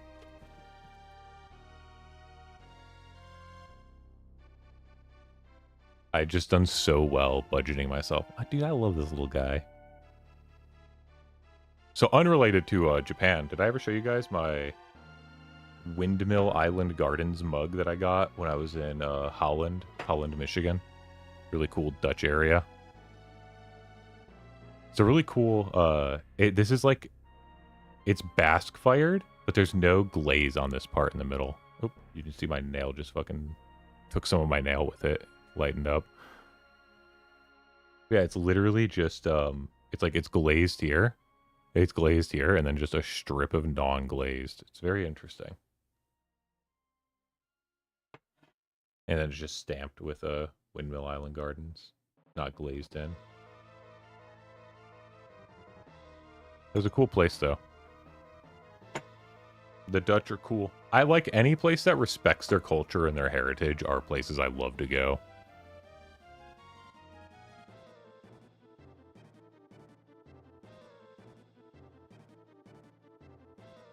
Like, I've always been like, if you go to like China, right? There's like some Buddhist temples that are really cool, right?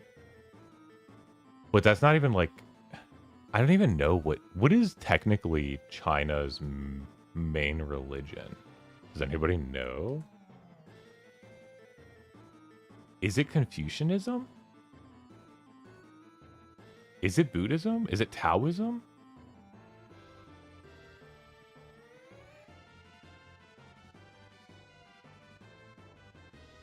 Ah, okay. 93% no religion. It's a mix of Buddhism, Taoism, and Confucianism. Okay. Yeah, that checks out.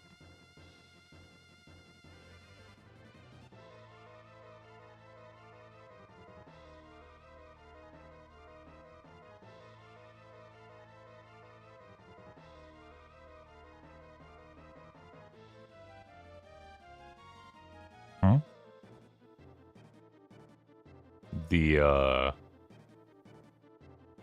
According to the CIA, 52% are unaffiliated, 22% follow Chinese folk religion, and 18.2% follow that like Buddhism mix. 5% Christian, 1.8% Islam, and 0.7 are other religions.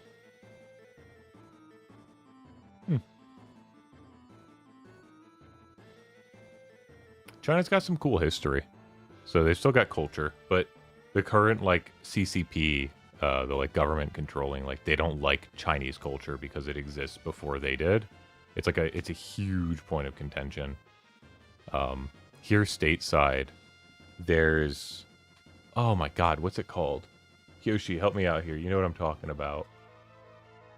There's like the Chinese theater play that they do like every year. They go around to like all the like big opera houses and stuff.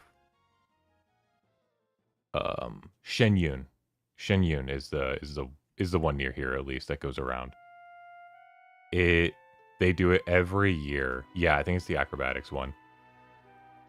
And like they don't even hide this. All the proceeds that they get that aren't used like directly for it, all the like extra profits and stuff, they use to like fund fundamental extremists in China. Like ones that support like the original like that's why they always say like when they're talking about it, they're like Shenyun. Experience China before communism. They literally support like terror groups and shit in like China and Taiwan that are focused on keeping like the ancient Chinese stuff alive because the Communist Party wants to destroy them. It's like these are like super radical people. Yeah, it's super cool. Sometimes they use their funds for like political parties and stuff like that too, but yeah, let me see if I can Shen Yun ties. Shen Yun Performing Arts Company. Ah, here it is. It is Shen Yun has no operational ties to the People's Republic of China. It's banned from performing in China because it has an affiliation with the Falun Gong, which is a spiritual movement persecuted by the Chinese government since 1999. They founded it in 2006 by like Falun Gong. It was them that founded it. They promote the anti-communist agenda. They present a narrative of, quote, China before communism that contradicts the CCP. They're literally banned from there. They do stuff all the time. There's a lot of like persecution of Falun Gong there. There's a lot of like crazy stuff. But yeah, the idea is it wants to revive like traditional Chinese culture and is explicitly against communist China. But the Falun Gong, it's part of the Qigong, like Qigong stuff, if you ever heard of that. But they have like, they funded some like crazy shit in China, allegedly. I don't know how much of that part was true, but they're literally banned from the country just by like association.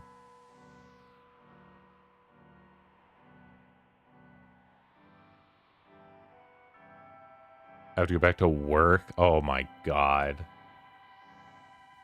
Sorry, I was probably going to end stream here in a moment anyhow. Thank you for stopping in while you could. Leaf. Thank you for being my loyal viewer. I'm going to wrap up stream here. I'm going to go eat and then chill for a bit.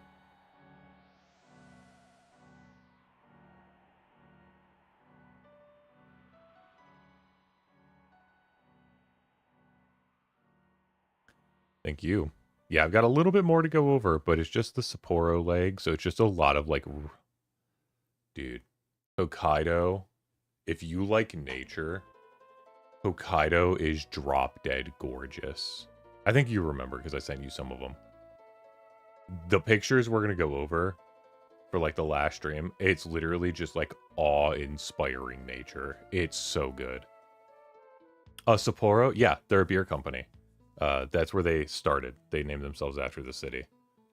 There was a huge push during the Meiji Restoration to like get a bunch of stuff working in Japan.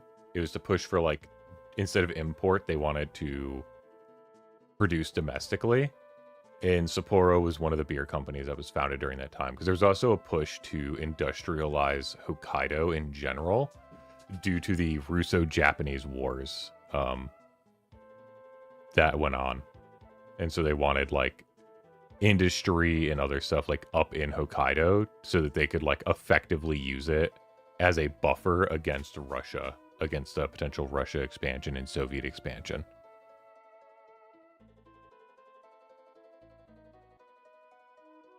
So there's a lot of Hokkaido stuff. And because Hokkaido used to be independent from Japan until the Meiji Restoration, it's literally only been a part of Japan since the late 1800s. Before that, it was independent, ruled by like the Ainu and stuff like that. But there's a lot of like pride in the like made in Hokkaido, like made in Sapporo and stuff like that. It's a huge like pride point for the people there. It was really cool. Love the culture there. I vibe with it. Sapporo is a really good city as far as big cities go. That's probably the first big city I've been to where I'm like, I actually wouldn't mind living here. It was, you had a lot of the amenities of a big city, but you didn't have like the congestion of a big city. And being in Japan, you didn't have the danger of a big city. So it was really cool. Love Sapporo. Can't wait to talk about the Hokkaido leg of my trip. Being the end of my trip, it was really nice. Got some Hokkaido soft serve. Got a lot of stuff.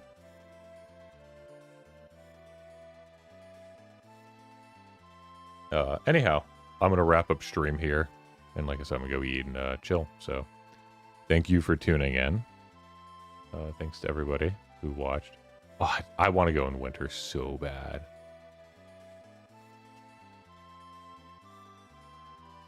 And yeah, thank you for stopping in, and thank you for being an active chatter, Leaf. I really appreciated it. I am out of here.